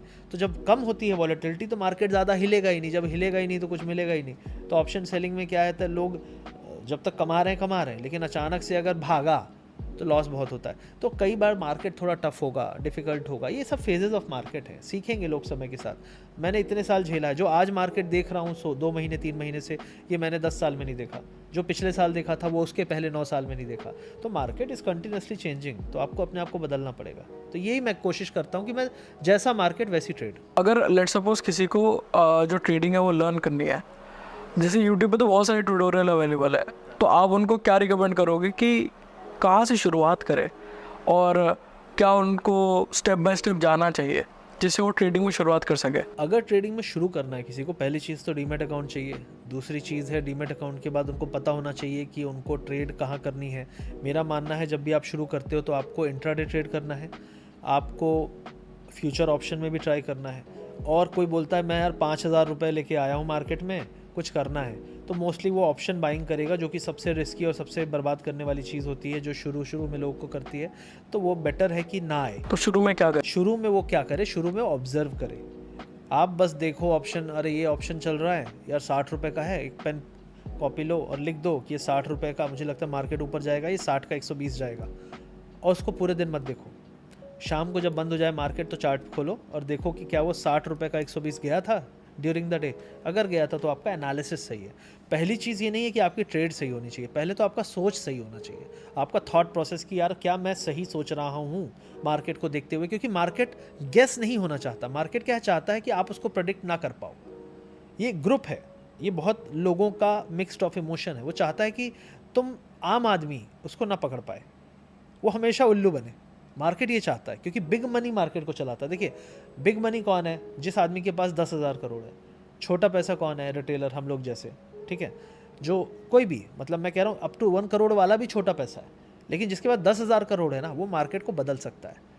तो वो आदमी कभी भी प्रेडिक्ट नहीं होना चाहता, वो नहीं चाहता कि तुम समझो कि वो क्या करने वाला है। तो हमेशा याद रखो कि तुमको जब शुरुआत करोगे तो तुम्हें मार्केट को देखना है, हाँ ये नहीं गिर रहा है, उठ सकता है, चलो ठीक है, क्या उठ सकता है, ऑप्शन में बाइंग, ऑप्शन करना है ट्रेड, मैं बाय करूँगा, तो थोड़ा बाइंग ट्राई करो, थोड़ा सेलिंग ट्राई करो। फिर लगता है कि यार कौन सा स्टॉक है, चलो रिलायंस में हम कुछ करते हैं ट्रेड, ICICI बैंक या कोई बैंक में, तो थोड़ा थोड़ा ट्रेड लो, लग रहा है अरे यार ये उठ सकता है। तो सबकी जो एक बेसिस है चीज़ों को प्रेडिक्ट करने का, वो है प्राइस। तो आपको प्राइस एक्शन एनालिसिस आना चाहिए कि प्राइस कैसे बिहेव करता है। प्राइस का जैसे एक बेसिक चीज़ मैं हमेशा बोलता हूँ, प्राइस जो है वो always goes towards the path of least resistance. मतलब अगर वो नहीं गिर पा रहा है तो उठ जाएगा, अगर वो नहीं उठ पा रहा है तो गिर जाएगा। समझे? अगर कोई चीज़ नहीं गिर रही है तो उठ जाएगी, कोई नहीं उठ रही है तो गिर जाएगी। पाथ ऑफ लीस्ट रेजिस्टेंस, उसको ऊपर जाने में तकलीफ हो रही है, रेजिस्टेंस मिल रहा है, वो गिर जाएगा। तो ये बेसिक है एक सिंपल। तो कोई बोल रहा है यार मार्केट ऊपर नहीं जा रहा, बार बार ऊपर से गिर रहा है, पक्का गिरने वाला है, ये सोच है। तो ये बेसिक चीज़ है ना, लाइफ की बेसिक चीज़ है। तो आपको वैसे ऑब्जर्व करना पड़ेगा और फिर आप थोड़ा थोड़ा ट्रेड करो। और शुरुआत में option buying, option selling, intraday सारा ट्राई करो। और एक और अच्छा काम करो कि सीख लो किसी से, क्योंकि कॉलेज में भी सीखा, फीस दी, स्कूल में भी सीखा, फीस दी, 10th 12th में ट्यूशन लगाए, फीस दी। जब इतनी फीस देने के बाद अभी भी लाइफ में खुश नहीं हो और ट्रेडिंग में सोचते हो बिना ये सब करे मैं सक्सेसफुल हो जाऊं, मेरी लाइफ बदल जाए, जैसे वो 3 लाख से 6 करोड़ बनाया, मैं भी 30,000 से कम 60 लाख तो बना ही लूँ, नहीं होगा। सबकी लाइफ लीनियर उसी तरीके से नहीं चलती, जैसे उसी पाथ पे नहीं चलती। उसके पीछे का हार्डवर्क देखो, उसके पीछे का स्ट्रगल देखो, पिटाई देखो कितनी खाई है उसने। मतलब आप कह रहे हो कि सबसे पहले टेक्निकल एनालिसिस से काम करो, सीखो, ऑब्जर्व करो, देखो। Observation is the most important thing जो लोग नहीं करते। लोग मेरे से सीखते हैं, उसके बाद मैं बोलता हूँ ऑब्जर्व होता है। ऑब्जर्व क्या होता है? ऑब्जर्व, अरे बटन दबाओ सीधा। ऑब्जर्व का मतलब होता है तुम्हें लग रहा है यहाँ पे बटन दबानी है बाय की, लेकिन तुम नहीं दबाओगे और तुम उसको वॉच करोगे। और अगर उसको तुम मैं कैसे करता था मैं बताऊँ, जब मेरे पास पैसे नहीं थे, जब मैं दुकान चलाता था, पैसे नहीं थे, ऑफिस भी था, लेकिन मार्केट देख लेता था कभी कभार 2 दिन 4 दिन 6 दिन में। मतलब मैंने कुछ महीनों ट्रेड नहीं किया, 2 3 महीने, 4 महीने, 5 महीने नहीं किया ट्रेड, पैसे ही नहीं है, मार्केट ही नहीं पता किधर जा रहा है। तो जब नहीं करता था ट्रेड ना, तो आंखों के सामने सारी पिक्चर आती थी गलतियों की। अब तुम बोल रहे हो कि मैं ऑब्जर्व ही नहीं करूँगा, तो observation is about getting those pictures in mind. अरे यार मुझे लग रहा था उठेगा, उठ गया, सही है यार, मैं तो अच्छा एनालिसिस करता हूँ। फिर 1 बार किया, 2 बार किया, 3 बार किया। जब तुमने उस चीज़ को 50 बार सही प्रेडिक्ट कर लिया, मतलब तुम्हारा एनालिसिस करने का तरीका सही है। अगली बार जब पैसे लगाना तो ऐसे ही सोचना। अगर कोई एनालिसिस सीखना चाह रहा है तो सबसे पहले क्या सीखे उनमें से? Price action, price patterns, trend line, कुछ इंडिकेटर, चार्ट भी सीखे। चार्ट्स के अंदर ही ये सारी चीज़ें होती हैं। चार्ट्स के अंदर ही इंडिकेटर लगते हैं, कैंडल्स होते हैं। कैंडल ये वाला हैमर है, इसका मतलब क्या होगा? 15 मिनट टाइम फ्रेम में देख रहा हूँ, 1 आवर टाइम फ्रेम पे देख रहा हूँ, मल्टीपल टाइम फ्रेम में एनालिसिस करना है। स्टॉप लॉस के बारे में जानना है। पूरा का पूरा आपको ऐसा, आप एक भी हिस्सा छोड़ नहीं सकते। छोड़ोगे तो वो तुम्हारा महंगा पड़ जाएगा। तो पहले ये समझ लो क्या नहीं करना है। 10 तरीके से ट्रेडिंग नहीं करना है, तो 10 तरीके अगर सीख गए जिससे ट्रेडिंग नहीं करना है, और वो 10 तरीके सारे ट्रेडर बोलते हैं, मतलब वो इम्पॉर्टेंट है। अच्छा, जैसे आपने बताया कि ऑब्जर्व करो, तो मेरे को आप ये बताओ कि आपने जब शुरुआत करी थी, जैसे आजकल बहुत ज़्यादा फेमस है कि आप अपना ट्रेडिंग जर्नल बनाओ, तो आप भी बनाते थे अपने टाइम पे? देखो 2 चीज़ें होती हैं। किताब एक होती है, आप किताब से पढ़ते हो, और किताब से पढ़ने के बाद आप दोबारा उस किताब को शायद नहीं पढ़ते हो, वो माइंड में छप जाता है, ठीक है। कई बार आपके लाइफ के जो दर्द होते हैं ना, वो ऐसे जर्नल्स होते हैं जो आप आंख बंद करते हो आपको दिख जाते हैं। What is journal? आज क्या हुआ, क्या सोचा था, क्या गलतियाँ, क्या अच्छा, ये आज किया आपने, कल किया, परसों किया, करते करते आपने 200 दिन किया, साल भर की ट्रेडिंग डेज में किया, अगले साल किया, 400 दिन हो गए। इस तरीके से आपने 4-5 साल किया। मैंने जो ऑब्ज़र्व किया है, क्योंकि हमारे टाइम पे देखो कोई एजुकेशन, हमें ये भी नहीं पता जर्नल क्या होता है। 2015, 16, 17 से ये थोड़ी सी हवा चली कि यार अपने रिकॉर्ड्स बनाने चाहिए, ट्रेडिंग रिकॉर्ड्स, ट्रेडिंग जर्नल। क्यों बनाने चाहिए? ताकि हमें याद रहे हमारी गलतियाँ क्या थी। उस दिन मुझे लगा था ये उठ सकता है, लेकिन मैंने नहीं सुनी उसकी और मैंने ये गलती की।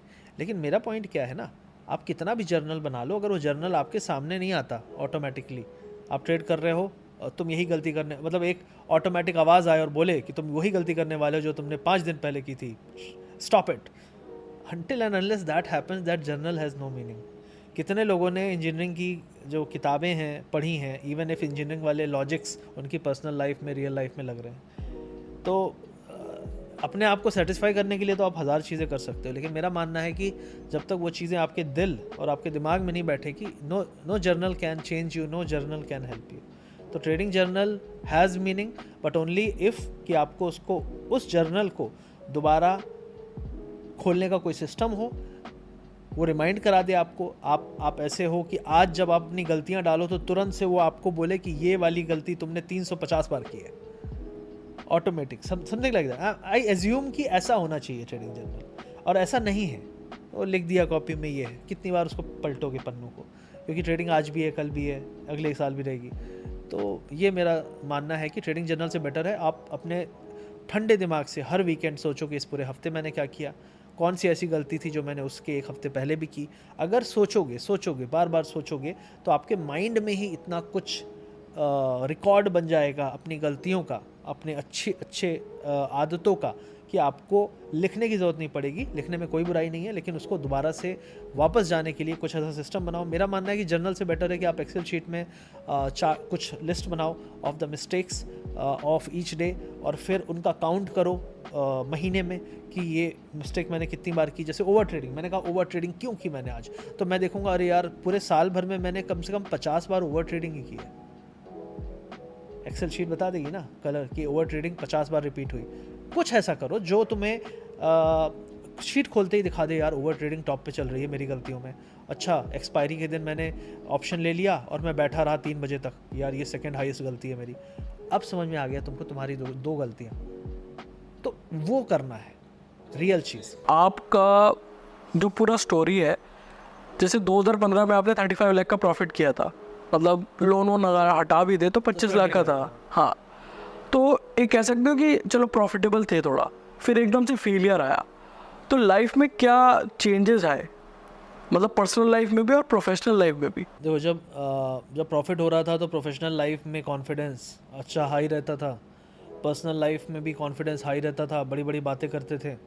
और जैसे ही वो लॉस होना शुरू हुआ उसके बाद से कॉन्फिडेंस टूट गया पूरा।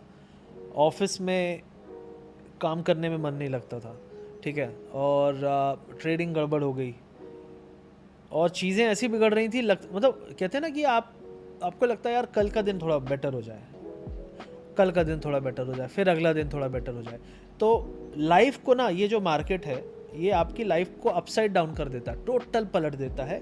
अगर आपको फाइनेंशियली प्रॉब्लम शुरू हो जाए ट्रेडिंग के दौरान में, और अगर वो फाइनेंशियली प्रॉब्लम हुई और आपके पास डेट नहीं है, कर्जा नहीं है, तो ठीक है, लेकिन अगर कर्जा भी है तब तो आपकी लाइफ वो तबाह कर देगा। तो ये मेरी पर्सनल लाइफ बहुत इम्पैक्ट हुई। घर वालों से बात होना, घर वाले डांटते रहते थे, लॉस है तेरा, लेकिन मैं कहता था कर लूँगा मैं कवर, कर लूँगा कवर मैं। लेकिन मैं अपने आप में ही अपनी फ़ाइट लड़ रहा था, क्योंकि मुझे लगता था कि अब दुकान खोलने के लिए घर वाले तो नहीं बोलेंगे कभी भी, वो बोलेंगे आ जा बेटा छोड़ के, हम ही खिला देंगे। लेकिन मैंने किया क्योंकि मुझे ही अपनी फ़ाइट लड़नी है। तो एक चीज़ तो अच्छी हो गई कि ये सारी समस्याओं में अपन स्ट्रांग हो गए थोड़ा, और गिव अप करने का जो सोच था आता था, ऐसा नहीं है, बहुत बार आया है। अब आप सोचो जॉब नहीं है 4-6 महीने से, बैंक वाले सुबह शाम कॉल करते हैं, लोन देने को पैसा नहीं है, 2-4 लाख रुपए बचे हैं और 45 लाख का कर्जा है, घर वालों को बता नहीं सकते, आदमी घुट रहा है, दुकान खोल रहा है, दुकान भी नहीं चल रही है। तो इतनी सारी चीज़ें साल, 1.5 साल, 2 साल काटने में आदमी को बहुत घुटन होती है।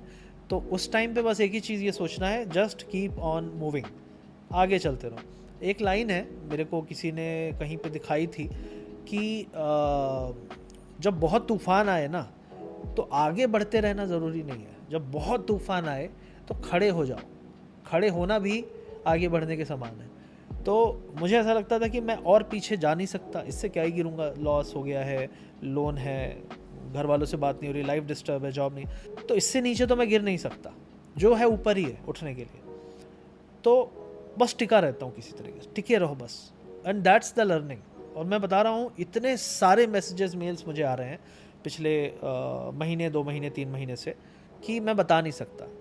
और बोलते हैं मेरी ये प्रॉब्लम है, मेरी वो प्रॉब्लम है, मेरी ये प्रॉब्लम है, मैं लोन में हूँ, मैं कर्ज में हूँ। कोई बोलता है कि सर मेरा 2 लाख रुपए का ट्रेडिंग किया, लॉस हो गया, आप मुझे 2 लाख दे दो, मैं ट्रेडिंग करके। यार जो आदमी 2 लाख रुपए खुद के कमा दिया, वो दूसरे के पैसों की इज्जत कैसे करेगा? किसी को आप अपनी गाड़ी दे दो, वो आपके जैसे चलाएगा क्या? कब भी नहीं चलाएगा। वो ऐसे चलाएगा जैसे बस तोड़ ताड़ के उसको 2 टुकड़े 4 पहिए देने, ठीक है।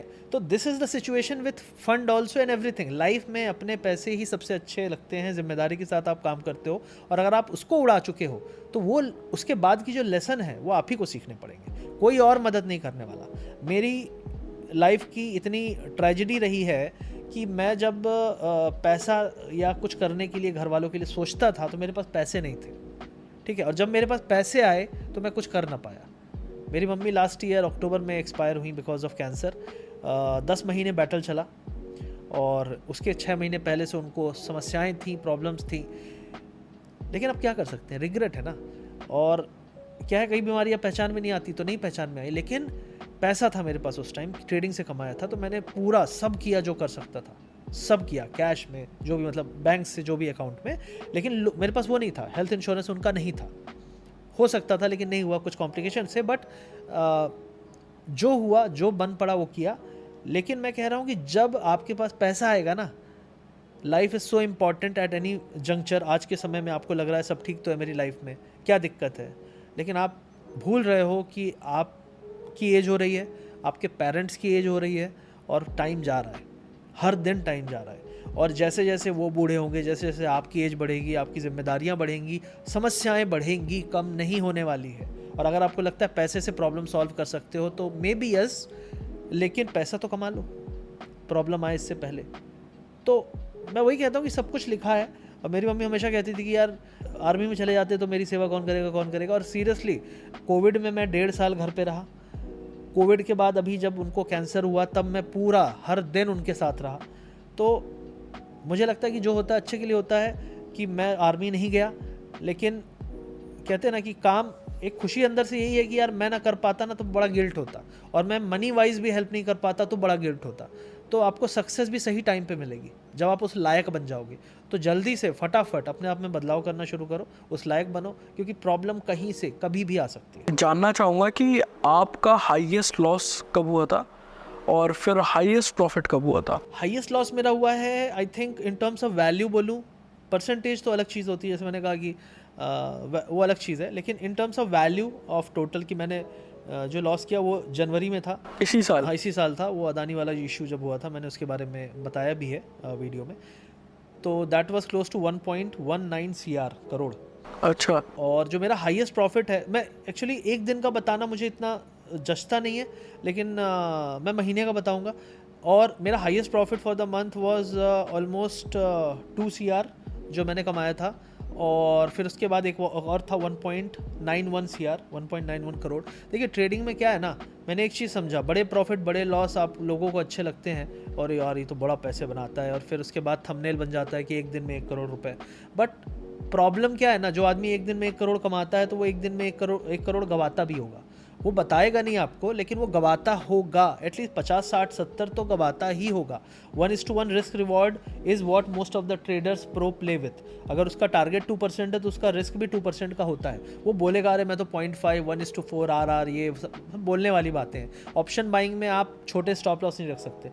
तो मेरा कहना है कि जब आप ऐसे पूछो किसी से या कोई बताए कि मैं इतना कमाता हूँ, तो मेरा मानना है कि साल भर का बेटर एक आइडिया देता है कि यार ये बंदा कितना कमा रहा है। कोई बोले कि क्या ट्रेडिंग में 1 करोड़ रुपए एक दिन में बनाए जा सकते हैं? यस, बनाए जा सकते हैं। क्या ट्रेडिंग में एक दिन में 1 करोड़ गवाए जा सकते हैं? यस, गवाए जा सकते हैं। तो जो दूसरा वाला जो मैंने आंसर दिया वो लोग सुनना नहीं चाहते, लेकिन वो भी सच है और पहला भी सच है। तो ये मेरा मानना है इसके बारे में। अच्छा, तो आपने लॉस कैसे हैंडल करा? क्योंकि देखो 1 करोड़ का लॉस बहुत होता है, तो जिस मंथ आपको 1 करोड़ का लॉस हुआ तो किस तरीके से आपने लॉस हैंडल करा? जैसे बहुत सारे लोग भी अभी लॉस हैंडल कर रहे हैं, उनके दिमाग में ये चलता रहता है कि यार हमारे पास डेब्ट भी है, क्या ट्रेडिंग छोड़ देनी चाहिए? तो बताइए इसके बारे में। पहली चीज़ तो ये कि जो लॉस आपका हुआ है, पूरे पैसे, कहते हैं ना कि never put all your eggs in one bucket, मतलब सारे अंडे एक ही बकेट में रखोगे सारे फूटेंगे। और अगर सारा पैसा लगा है एक ही ट्रेडिंग में, एक ही तरह की ट्रेडिंग में, तो या फिर आप आबाद या बर्बाद।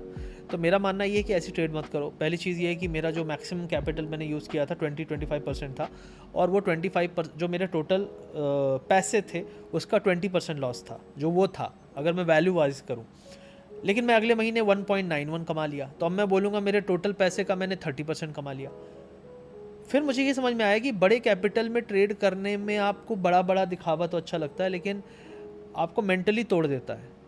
आप सो नहीं पाओगे, आप सुबह उठोगे तो आपके दिमाग में वही चलेगा, आप खा नहीं पाओगे, बहुत सारी चीज़ें होंगी। तो इस सिचुएशन में हम क्यों आते हैं? क्योंकि हम उस हाई स्पीड में चल रहे होते हैं कि हम स्लो डाउन नहीं होना चाहते, और स्लो डाउन होना पड़ेगा, मेरा मानना है। फिर मैंने जब थोड़ा सा कैपिटल कम किया मार्च में, तो मेरा प्रॉफिट 4 गुना हुआ। और जितना प्रॉफिट मेरा मार्च में हुआ उतना भी मेरे लिए अगर मिल जाए एक महीने में तो बहुत है। तो मैंने सोचा यार फिर मैं क्यों इतना स्ट्रेस ले रहा हूँ। तो मेरा मानना यही है कि जो प्रॉफिट लॉस के पीछे हम लोग भाग रहे हैं वो बहुत ज़्यादा प्रॉब्लम देता है हमें। तो आपको एक रियलिस्टिक टारगेट रखना पड़ेगा। रियलिस्टिक टारगेट मेरा मानना है कि ऑप्शन बाइंग में अगर आप एक महीने में सपोज़ 1 तारीख को आपने शुरू किया 50,000 से और आपका 1 लाख हो चुका है, 50,000 प्रॉफिट है, आप 1 महीने का काम कर चुके हो। अब क्या करना चाहिए, ये बहुत इंपॉर्टेंट सवाल है। अब तुरंत से अगर 51 हो गया है तो आपको तुरंत से अपना ट्रेडिंग कैपिटल 40 कर देना चाहिए। मैं 50 भी नहीं बोलूँगा, क्यों? 40 में क्या होगा ना, आपका जेब से कुछ नहीं है। 50 तो प्रॉफिट था, 50 कैपिटल भी था, आपने 60 बाहर निकाल लिया, तो आपने कैपिटल प्लस 10 निकाल लिया है, आपने लॉस का घाट सौदा नहीं किया है। अब आप प्योर प्रॉफिट से खेल रहे हो। मतलब एग्जाम्पल दे रहा हूँ आपको। तो ये चीज़ें आपको माइंड में ना स्ट्रेस नहीं देती। तो मैंने क्या कहा कि जब मैं पैसे बाहर निकाल लेता हूँ ना प्रॉफिट के, तो होता क्या है कि मुझे पता है बाहर है। जब सारा अंदर होता है ना तो आदमी की भैया दुख रहती है, फटी रहती है पूरे टाइम पे। लिटरली बता रहा हूँ, ना नींद आएगी ना खाना खा पाओगे। और ये स्ट्रेसफुल चीज़ थोड़ी अवॉइड करने का बहुत स्ट्रेस होता है। तो जनवरी में आपका लॉस हुआ तो उसका आपने रिवेंज लिया फरवरी में? रिवेंज नहीं बोलूँगा, रिवेंज तो मैंने जनवरी में ही लिया। वो जो लॉस था वो जनवरी का इसीलिए हुआ क्योंकि मैंने जनवरी में ही कोशिश की रिवेंज लेने की। ओके। लेकिन फिर थोड़ा सा माइंड को ठंडा किया। मैंने ये सोचा कि यार कैपिटल ज़्यादा कर रहा हूँ तो टेंशन हो रही है। और मार्केट में क्या है, जब आप 1-1.25 करोड़ का ऑप्शन बाइंग करोगे तो कई लोग ये भी सवाल पूछेंगे कि ऑर्डर्स जो हैं बहुत ज़्यादा थे मेरे उसमें। तो ऑर्डर्स ज़्यादा क्यों हैं? क्योंकि जब आप ऑप्शन बाइंग करते हो तो आप एक बार में कितना ले सकते हो? आई थिंक 36 लॉट्स और something, I don't know exactly कितना है। बट आपका क्या होगा, ऑर्डर स्लाइसिंग होता है। हमारा क्या जो ब्रोकर है वो ऑर्डर को काट देता है, मैक्सिमम ऑर्डर जो अलाउबल है। और सपोज़ 1 करोड़ की कोई ऑप्शन ले रहा हूँ मैं 100 रुपये वाली, तो 100 रुपये की 1 करोड़ की कितनी ऑप्शन बनेंगी और एक बार में मैक्सिमम कितने लॉट आएंगे एक ऑर्डर में। इसी तरीके से वो एक बार में 50-50 ऑर्डर मारता था। तो कितने हो गए? बाय किया तो 50 ऑर्डर, सेल किया तो 50 ऑर्डर, फिर बाय किया तो 50, फिर किया तो सेल, तो कितने हो गए? 200 तो ये हो गए। तो 200 ऑर्डर तो एक दिन में हो रहे हैं। तो ऑर्डर बढ़ जाते हैं। लेकिन वो जो हुआ था उसमें एक ग्लिच था actually, that's why order was so big. उसमें ग्लिच ऐसा हो गया था कि कुछ ऑर्डर्स जो टर्मिनल में आजकल इश्यूज होते हैं, आपको ही पता है। अभी 2 दिन पहले ही किसी बड़े ब्रोकर में ग्लिच हो गया था, तो लोग ट्रेड ही नहीं कर पा रहे थे। तो ग्लिच कुछ हुआ था जिसके कारण क्या हुआ था कि मैं सेल कर रहा था, वो बाय करता जा रहा था, मैं सेल कर रहा वो बाय करता जा रहा था। तो क्वांटिटी इतनी ज़्यादा बढ़ गई कि करीब सिर्फ वो 2 दिनों में 2 बार इशू हुआ, 2 दिन में करीब 5,000 ऑर्डर पड़ गए। अभी आप कितना कैपिटल यूज़ कर रहे हो? अभी मैं कर रहा हूँ 50-40 इस रेंज में रखता हूँ, उससे ज़्यादा नहीं रखता। तो जैसे आप सिर्फ ट्रेडिंग ही कर रहे हो या और भी अपना वेल्थ क्रिएट करने के लिए पोर्टफोलियो जो डाइवर्सिफाई कर रखा है? देखिए, पोर्टफोलियो में कब बनाता हूँ? पोर्टफोलियो में तब बनाता हूँ जब ऑल टाइम हाई से 10 to 15% का करेक्शन आ जाए। राइट नाउ मार्केट हाई पे है, तो this is not the time जहाँ पे मैं पोर्टफोलियो बनाऊँ। मैंने पोर्टफोलियो बनाया था आईटी का, आईटी ने एक अच्छा बाउंस दिया, मुझे डिसेंट प्रॉफिट हो रहा था, मैंने उसको थोड़ा बहुत बुक किया।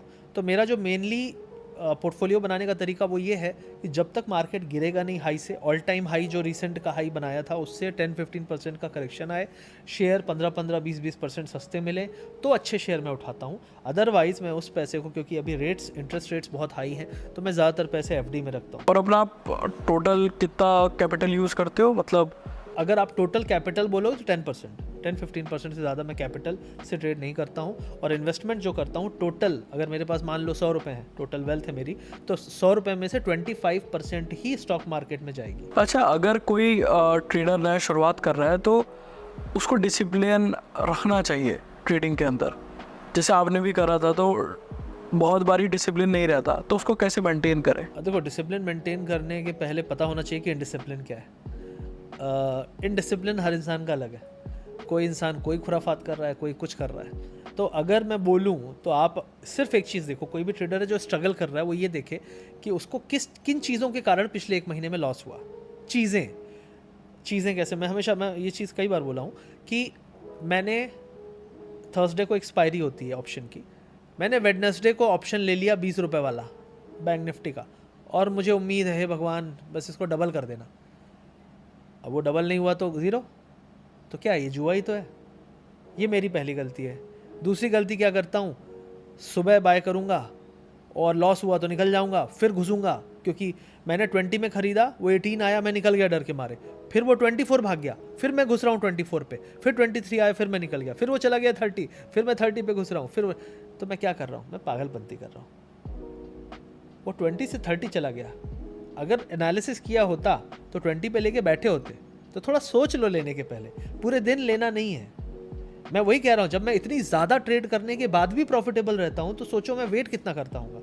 मैं कोई भी ट्रेड, अभी जैसे मैंने ट्रेड ली, वो ट्रेड लेने के बाद एटलीस्ट 30 मिनट्स अगली ट्रेड नहीं लेना है। क्यों नहीं लेना है? क्योंकि अगर मार्केट ये गिर रहा है, गिरता ही जाने वाला है, तो हो सकता है मैं दोबारा से उसमें एंटर करूँगा, क्योंकि मुझे पता है कि यार ये तो ट्रेंड शुरू हो गया है। क्योंकि मार्केट एक रेंज में है, वो ऊपर जाएगा फिर नीचे जाएगा, तो वो रेंज जो है ना, उसका बॉटम और टॉप पकड़ना, सपोर्ट रेजिस्टेंस पकड़ना बहुत ज़रूरी है। और वो कैसे आएगा? थोड़ा ट्रेंड लाइन खींचेंगे, थोड़ा कैंडल्स देखेंगे। तो जब हम उसको ऑब्जर्व करते हैं तो कोई भी आदमी बोलेगा मैं यहाँ पे एंट्री ले लिया, मैं बैठूंगा, वो परेशान हो जाएगा। लेकिन जो आदमी बोल रहा है यहाँ पे मैं एंट्री लूँगा नीचे गिरने के लिए, फिर यहाँ पे एंट्री लूँगा उठने के लिए, फिर 1 घंटे बाद वहाँ पे एंट्री लूँगा गिरने के लिए, तो वो आदमी सक्सेसफुल होगा। वो आदमी कंटिन्यूटी में नहीं सोच रहा है, वो बोल रहा है ये मौका है, ये मौका है, ये मौका। तो मौक़ों को ढूंढना है मार्केट में, और वो चीज़ जब आप करोगे ना तो आप प्रॉफिटेबल रहोगे। आप सोचोगे आज पूरे दिन मार्केट गिरेगा, कैसे गिर सकता है? 6 घंटे खुलता है, पूरे दिन उठेगा, कैसे उठ सकता है? कहीं तो जाके रुकेगा, ठीक है? या फिर गिरेगा तो कहीं तो जाके रुकेगा। तो सोचना कैसे है? सोचना ऐसे है कि अपॉर्चुनिटी ढूंढ रहा हूँ मैं, मौका। और मौका प्राइस एक्शन से थोड़ा बहुत आप करोगे तो आपको मौका मिलेगा, और उस तरीके से ट्रेडिंग करनी है प्रॉफिटेबल होने के लिए। आपको बहुत ज़्यादा लंबा अगर टिकना है, बैठना है किसी पोजीशन में, तो फिर ऑप्शन सेलर बन जाओ, क्योंकि सेलर का काम है डिके खाना। डिके मतलब प्रीमियम को खाना, पिघलता हुआ, गलता हुआ, जो भी सिंपल भाषा में बता रहा हूँ। डिके होते हुए, अगर ज़्यादा डिके होगा ज़्यादा कमाओगे, और डिके होता है तो आपको बैठना पड़ता है। मैं बैठा हूँ सुबह से, 100 रुपये का प्रीमियम था, 80 हो गया, 20 रुपये जो कम हो गया वो मेरा प्रॉफिट है। मार्केट मेरे अगेंस्ट नहीं गया, मेरे फेवर में भी नहीं गया, फिर भी मैंने 20 रुपये कमा लिए। ये है फ़ायदा ऑप्शन सेलिंग का। बाइंग में क्या है? मार्केट मेरे फेवर में ही जाना चाहिए, मतलब आपको श्योरिटी चाहिए, श्योरिटी मार्केट में कई बार नहीं मिलेगी। तो ये चीज़ें समझना बहुत ज़रूरी है। अच्छा, जैसे लेट्स सपोज अगर कोई बिगिनर शुरू कर रहा है ट्रेडिंग, तो वो कितने बजट से आ सकता है? अगर कोई बिगिनर है, शुरू कर रहा है, तो मेरा मानना है कि अगर वो अफोर्ड कर सकता है 50,000 रुपीज़, तो जिस दिन ऑप्शन सेलिंग करे, क्योंकि उसको ऑप्शन बाइंग करनी है, ऑप्शन सेलिंग करनी है, इंट्राडे ट्रेड भी लेना है, और उसे इक्विटी लेके भी कुछ स्टॉक में बैठना है। ये सारा काम करने का उसका पर्पज़ ये है कि वो जो सोच रहा है, जो समझ रहा है, जिस तरीके से मार्केट को देख रहा है, यहाँ से उठना चाहिए, उठ रहा है क्या, यहाँ से गिरना चाहिए, गिर रहा है क्या, ये स्टॉक चलेगा, ये स्टॉक नहीं चलेगा, बैंक निफ्टी गिर सकता है, निफ्टी उठ सकता है, ये ऑब्जर्व कर रहा है ना। जो ये ऑब्जर्वेशन में एक सॉलिडिटी आती है अगर आप पैसे भी लगाते हो। लेकिन जब आप सीख रहे हो ना, जब आप पढ़ रहे हो, लिटरली पढ़ रहे हो कि ये क्या होता है, वो क्या होता है, उस टाइम पे ऑब्जर्व करो। और जब आपका ये सीखना, एक बार आपने पूरा निपटा दिया, जब आप सीखने को रिवाइज कर रहे हो लाइव मार्केट में, तो थोड़े 1 लॉट से खेलो, 1 लॉट से आप ट्रेड करो ऑप्शन सेलिंग में। अगर ऑप्शन बाइंग करनी है तो 5,000 रुपये से ज़्यादा नहीं जाने चाहिए। अगर आप फ्यूचर में ट्रेड कर रहे हो, 50,000 में ऑप्शन सेलिंग कैसे हो सकती है? हेजिंग करके। आप क्या करते हो? दूर का ऑप्शन बाय करते हो और पास का ऑप्शन सेल करते हो। तो सेलिंग में ऐसे होता है, अगर फ्यूचर में ट्रेड करना चाहते हो तो भी पैसे 1.5 लाख रुपए लगते हैं, 1.5-2 लाख रुपए। लेकिन अगर आप दूर का ऑप्शन बाय कर लेते हो और फ्यूचर को सेल कर देते हो, अगर आप डाउन साइड एक्सपेक्ट कर रहे हो, एग्जांपल दे रहा हूँ, इसी तरीके से वाइस वर्सा आप उठने के लिए करोगे, तो भी आप 50,000 में कर सकते हो। तो आपको पता होना चाहिए ये सारी चीज़ें, ये सब ट्रिक्स एंड ट्रेड्स हैं स्टॉक मार्केट के। तो मेरा नेक्स्ट क्वेश्चन आपसे ये रहेगा कि जैसे आपने एक वीडियो भी डाल रखी है और यूट्यूब में मैंने देखा भी है कि आपने करीबन 60,000 से 14 लाख का प्रॉफिट किया था करीबन 40 ट्रेडिंग डेज में।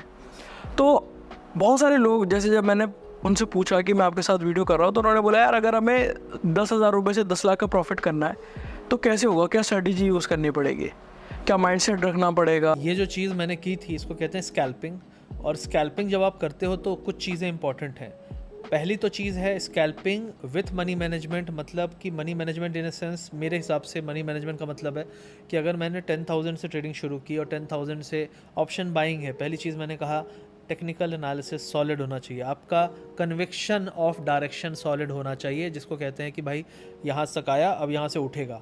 अगर कोई मार्केट है जो गिर रहा है तो भी वो बाउंस देता है बीच बीच में, मतलब वो सीधा नहीं गिरता, वो गिर गिर के थोड़ा बाउंस देगा, गिरेगा। तो कहाँ से बाउंस देता है वो, कौन सा लेवल है वो, किस टाइम फ्रेम में मैं एनालिसिस करूँ। तो जब ये सारी चीज़ें आप कर लोगे तो आप क्या करोगे कि आपको पता है कि मैंने गिरने में पैसा बनाया। होता कहाँ गड़बड़ है बताता हूँ, आप 10,000 का 20 बना लोगे ऑप्शन बाइंग में, उसी दिन बना लोगे, एक दिन में। लेकिन जब वो 20,000 बन जाएगा ना, तो आप बोलोगे यार ये तो और गिर रहा है यार, मैंने 100 का 200 में बेचा, ये तो यार 250 चला गया, अरे मैं फिर से घुस जाता हूँ। वहीं पे आप गड़बड़ कर देते हो। अगर आपको ऐसी कुछ चीज़ करनी है जो मैंने की थी, और ये मैंने बहुत पहले की थी, 60,000 से 14 लाख पहुँचने की जर्नी 40 ट्रेडिंग डेज में, which is close to 2 month. It is very tough, क्योंकि 40 दिन, मैं कह रहा हूँ लोग 2 दिन कंट्रोल नहीं कर पाते अपनी आदतें। 40 दिन तक आपको अपने आप को संत बना के रखना है, कंट्रोल करना है कि मैं तभी इसको ट्रेड करूँगा जब ये मेरे सेटअप में आएगा। मतलब मान लो मार्केट बियरिश चल रहा है, गिर रहा है, हर बाउंस पे सेल करना है। अब वो जब गिर जाता है ना, तो मुझे लगता है यहाँ से बाउंस आएगा, लेकिन वो थोड़ा और गिरेगा, मैं बोलूँगा अरे यार ये तो मौका निकल गया, घुस जाता हूँ मैं। वो आप घुस जाओगे।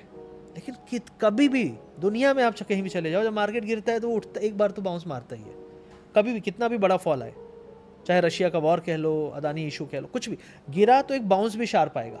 उस बाउंस के होने के बाद वो थक जाएगा, बाउंस फिर गिरेगा। तो जब वो उठ गया, थक जाने दो, फिर बेचो ना, वेट करना पड़ता है। तो वो जो पूरी जर्नी है ना, उसमें वेटिंग का ज़्यादा गेम है। You have to wait for the opportunity. अब स्कैल्पिंग में क्या होता है ना, मैं पछताऊंगा नहीं, रिग्रेट को कंट्रोल करना है। मैंने 100 का 200 बनाया ऑप्शन प्रीमियम में, अब वो 200 250 चला गया, मुझे फ़र्क नहीं पड़ता, मेरा आज का हो गया, अब मैं कल देखूंगा। अरे भाई एक्सपायरी हर हफ्ते आती है, आजकल तो 2-2 3-3 एक्सपायरीज हैं। निफ्टी है, बैंक निफ्टी है, फिन निफ्टी है, सब अलग होने वाले हैं थोड़े दिन में। मौके ही मौके हैं, आपको हफ्ते में सब में डबल करने के मौके हैं, मतलब आप हफ्ते में बहुत कुछ कर सकते हो। तो जल्दी किस चीज़ की है, इसमें आज मौका मिल गया निकल जाओ, एक मौका मिला निकल गए, अगला मौका वेट कर रहे हैं। तो मेरा कहना है पहले तो मौके कम होते थे, अभी मौके ही मौके हैं, लेकिन ज़्यादा मौके मतलब ज़्यादा ग्रीड, मतलब ज़्यादा आउट ऑफ कंट्रोल होने के चांसेस, और यहाँ पे आदमी फंसता है। तो स्कैल्पिंग जब भी करना है ना, छोटा मूव पकड़ता हूँ मैं, और छोटा मूव पकड़ने के बाद मैं ब्रेक ले लेता हूँ। और ये गेम सारा एक्यूरेसी का है, स्कैल्पिंग गेम इसका नहीं है, ये रिस्क रिवॉर्ड ये सब नहीं, एक्यूरेसी का गेम है। रिस्क रिवॉर्ड तो 1:1 रखना पड़ेगा। अगर आप बोल रहे हो कि मैं 5% के लिए ट्रेड ले रहा हूँ, तो मैं 5% लॉस तो दूंगा, आएगा। लेकिन मैं कोशिश क्या करता हूँ कि मैं ओवर ट्रेडिंग ना करूँ, मैं फालतू की ट्रेड ना करूँ। जहाँ पे मुझे लग रहा है कि यार कल बड़ा इवेंट है, कल तो अच्छे मौके मिलेंगे, छोड़ दो, आज कल खेलेंगे ना, कल ट्रेड कर लूँगा। तो ये सारी चीज़ें अपने आप को समझानी पड़ेंगी, और 40 दिन तक समझानी पड़ेंगी। और वो तो तब मैंने 40 दिन किया था, पिछले 2 साल में, 3 साल में, मैं 3 साल से वही चीज़ कर रहा हूँ ना। बस पॉइंट ये है, और उसमें क्या लॉस नहीं होगा, 100% लॉस होगा, प्रॉफिट भी होगा, लॉस भी होगा। क्या वो सीधे 60,000 से 14 लाख चला गया? नहीं, 60,000 से 3 गया होगा, थोड़ा गिरा होगा, फिर थोड़ा उठा होगा, थोड़ा, तो ये गिरना भी है, होगा। लेकिन जब गिरने लगते हैं ना, थोड़ा ब्रेक ले लिए। 40 दिन बहुत होते हैं यार। एक एक्सपायरी एवरी वीक, एक ऐसी एक्सपायरी में मूव आता है जिससे आपका प्रीमियम डबल होता है। किसी ने मुझे कहा एक बार, ज़िंदगी में 12 बार ही पैसे डबल करने हैं करोड़पति बनने के लिए। अगर 1 लाख से शुरू करोगे, लगा लो 1 से 2, 2 से 4, 4 से 8, 8 से 16, 16 से 32, 12 बार में तो तुम करोड़पति बन जाओगे। 12 एक्सपायरी का इंतजार तो कर सकते हो ना, वही नहीं करते लोग, उनको 12 मिनट के अंदर चाहिए पैसे, and that is the problem. अच्छा, जैसे अभी आपने सेटअप की बात करी, तो आपका क्या है सेटअप ट्रेडिंग का?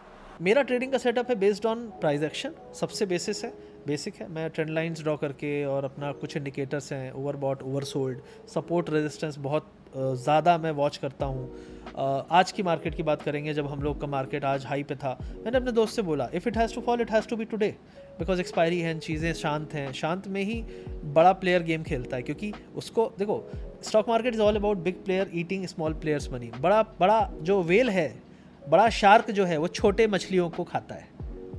छोटी मछलियों को भी शार्क बनना पड़ेगा, और उसका तरीका यही है कि उनको अपना एज फाइंड करना पड़ेगा, जो कि मैं जैसे करता हूँ। मैंने बोला कि मैं वेट ही नहीं करता ज़्यादा, मैं हाई प्रोबेबल ट्रेड्स करता हूँ। बैंक निफ्टी 44,100 से लेके 44,300 400 के बीच में पिछले 1 महीने से झूल रहा है। 1 महीने से नहीं तोड़ पाया। क्लियर है, मार्केट ऊपर उठने का दम नहीं है। पॉजिटिव न्यूज़ में भी नहीं गया, नेगेटिव न्यूज़ में गिरा भी नहीं, ठीक है।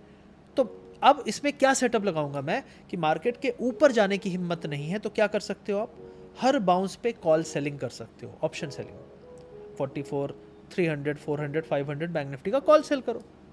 क्लियर दिख रहा है, पता है। अब मैं आके करूं? नहीं करूँगा। तुम बोल भी दोगे उस आदमी को, वो क्या करेगा पता है? बोलेगा यार ऑप्शन बाइंग करूंगा, यार ऑप्शन बाइंग करूंगा, मैं ऑप्शन बाइंग करूंगा।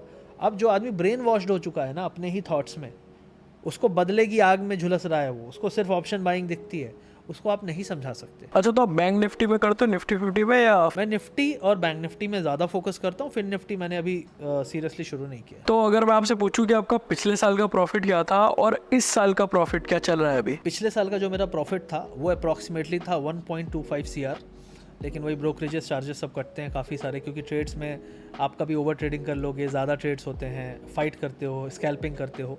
तो पिछले साल का 1.25 था, काट कूट के 1 के आसपास था, और इस साल का जो है करीब 5.3 था और काट कूट के 4.9 के आसपास था। अच्छा, मैं लास्ट क्वेश्चन आपसे पूछना चाहूँगा कि 99% ट्रेडर क्यों फेल होते हैं, सबसे पहली चीज़, और ट्रेडिंग से आपने क्या लाइफ लेसन सीखे हैं? देखो, ट्रेडिंग के लेसन तो बहुत सारे सीखे हैं, लेकिन लाइफ लेसन्स क्या सीखे हैं? पहली चीज़ कि 99% लोग जो फेल होते हैं ट्रेडिंग में, सेबी ने कहा है 89%, बट मैं मानता हूँ कि 89% से ज़्यादा लोग फेल हो रहे हैं, 95 से ज़्यादा, 95 के आसपास होगा ये नंबर।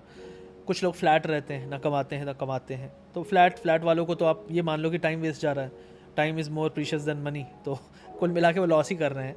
लेकिन मेरा ये मानना है कि ये जो लोग लॉस कर रहे हैं, इसका रीज़न मेनली ये है कि ये लोग बदले की आग में जल रहे हैं। और ये जब आए थे मार्केट में, तो कभी भी, कई लोग बोलते हैं ना मार्केट ही ख़राब चीज़ है, मैं कहता हूँ मार्केट में वो लोग ख़राब चीज़ जो बोल रहे हैं ना, वो वही बोल रहे हैं जो जब आए थे तो शुरू में प्रॉफिट बनाया, जब प्रॉफिट बनाया तो लालच हुआ, और फिर लालच हुआ तो और पैसा लगाया, जब और लगाया बिना नॉलेज के, बिना ज्ञान के, बिना ऑब्जर्वेशन के, तो और ज़्यादा पिटाई हुई और लॉस हुआ। और अब इनको नफरत हो गई है मार्केट से। अब इनके पास बदलने का एफर्ट देने की भी हिम्मत नहीं हो पाती, क्योंकि चेंज बहुत बड़ी चीज़ होती है, अपने आप को बदलना बहुत भयंकर चीज़ होती है, बहुत एफर्ट लगता है, वो ये नहीं कर पा रहे हैं। तो मुझे लगता है रीज़न यही है, आपको बदलना पड़ेगा।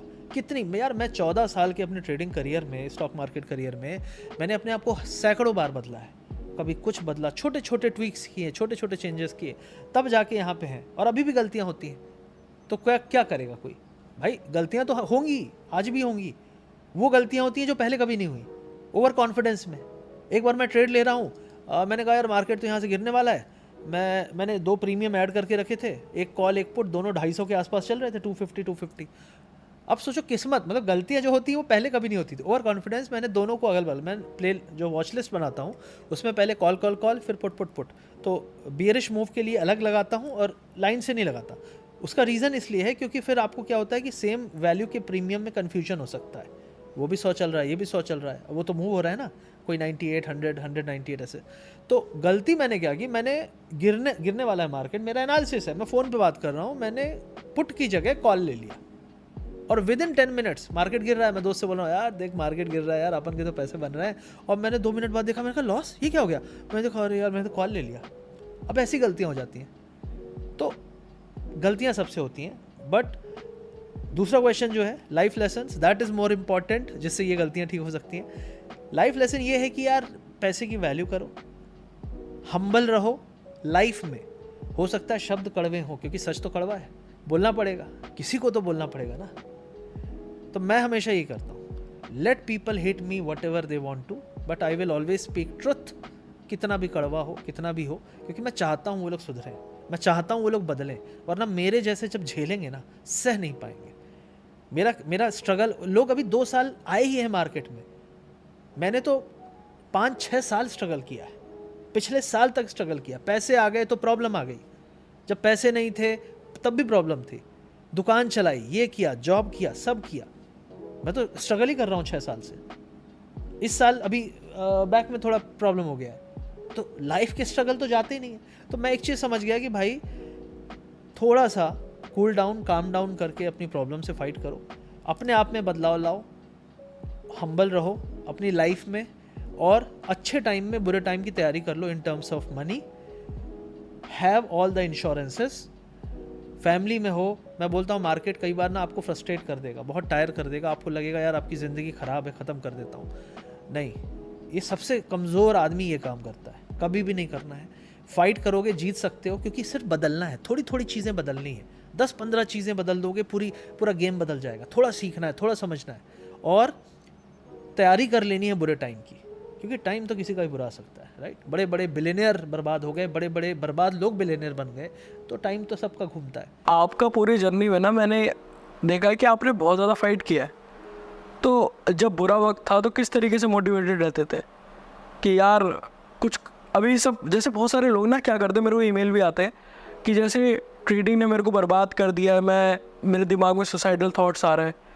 आपके साथ भी शायद हुआ हो या ना हुआ हो पता नहीं, लेकिन उसको डील कैसे करा, मोटिवेटेड कैसे रहे कि यार अगर आज बुरा वक्त है तो आगे जाके अच्छा वक्त आ सकता है। मेरा एक फ्रेंड है, वो भी ट्रेडिंग फील्ड का ही है। उसने हम लोग जब मेरा बुरा दौर गुजर हो रहा था, वो 35 लाख के बाद जब मैं गिरा ही था, तो मैं बहुत पागल सा हो गया था, जॉब चली गई थी, हम लोग नाइट वॉक करते थे। वो मेरे को यही कहता था, भैया अच्छे और बुरे वक्त की खासियत यही है, वो ज़्यादा समय तक नहीं रहता।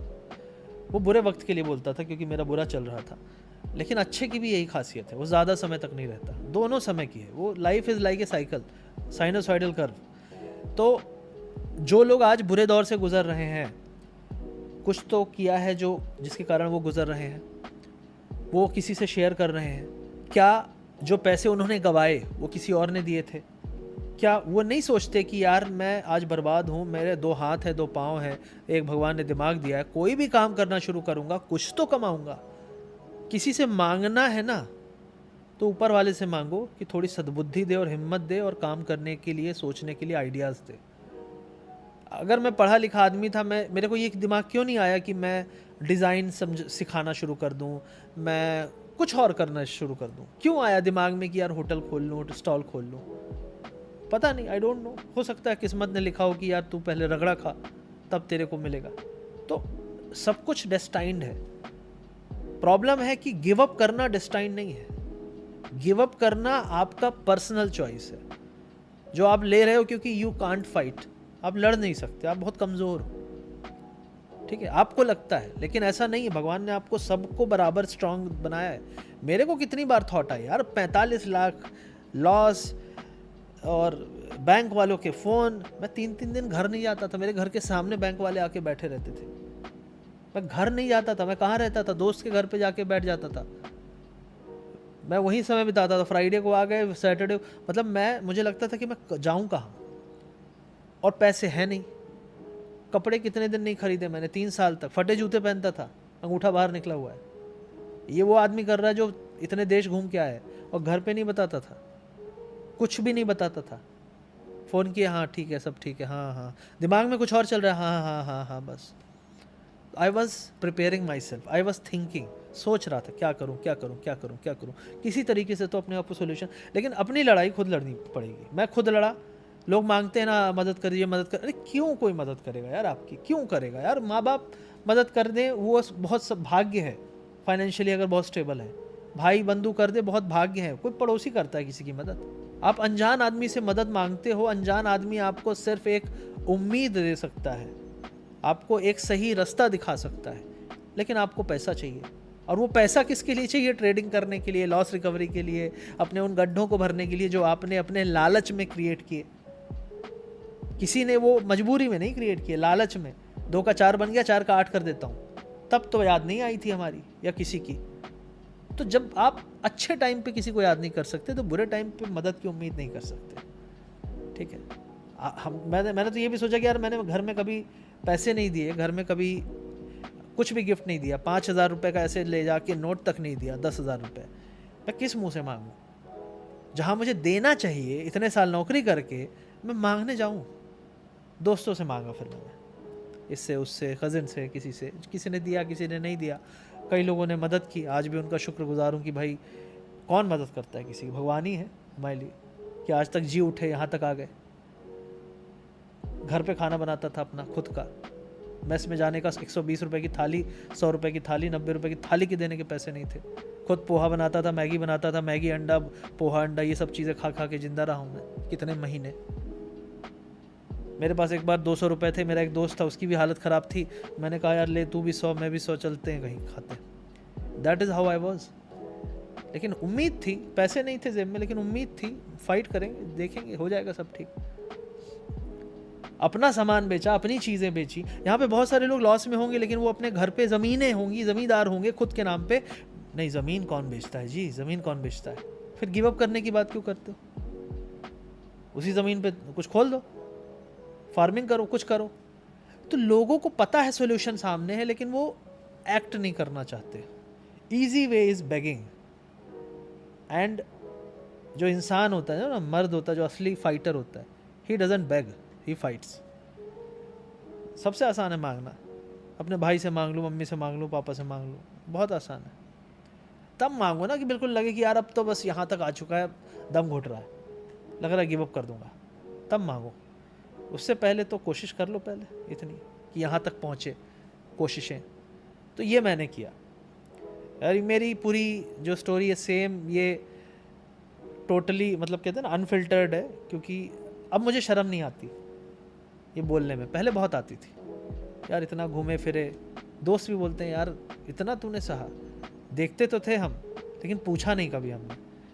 जानते तो सब थे, कहते हैं ना जानते तो सब हैं, लेकिन जब आप अपने करियर के सबसे निच स्तर पे होते हो तो कोई आपके आसपास भी नहीं दिखता, और अच्छे टाइम पे सभी आपके दोस्त होते हैं। तो दोस्तों आपने अंत तक ये वीडियो देख ली है और मेरे को समझ में आ चुका है यार कि आपको ये पॉडकास्ट काफ़ी ज़्यादा मज़ेदार लगा। अगर लगा तो प्लीज़ हमें कमेंट में ज़रूर बताइएगा। साथ ही साथ अगर आपके कुछ इंप्रूवमेंट हमें बताना चाहते हो तो वो भी आप बता सकते हो। प्लीज़ किसी भी अपने 3 दोस्तों के साथ ये वीडियो शेयर करना बिल्कुल ना भूलना, क्योंकि हम चाहते हैं कि ज़्यादा से ज़्यादा लोगों तक इनकी स्टोरी जाए और समझ में आए कि यार जो ट्रेडिंग है एक जुआ नहीं है, ये एक प्रॉपर बिजनेस है। इससे आपको रिटर्न भी मिलेगा अगर आप सही से काम करते हो। तो मैं एक पूरी ट्रेडिंग की सीरीज़ लाने वाला हूँ जिसमें आपको ट्रेडिंग पूरी A to Z सिखाई जाएगी। तो उसके लिए भी हमारे चैनल को सब्सक्राइब कर लीजिएगा। मैं आपसे मिलूंगा नई वीडियो में, जब तक के लिए बाय बाय एंड चीयर्स।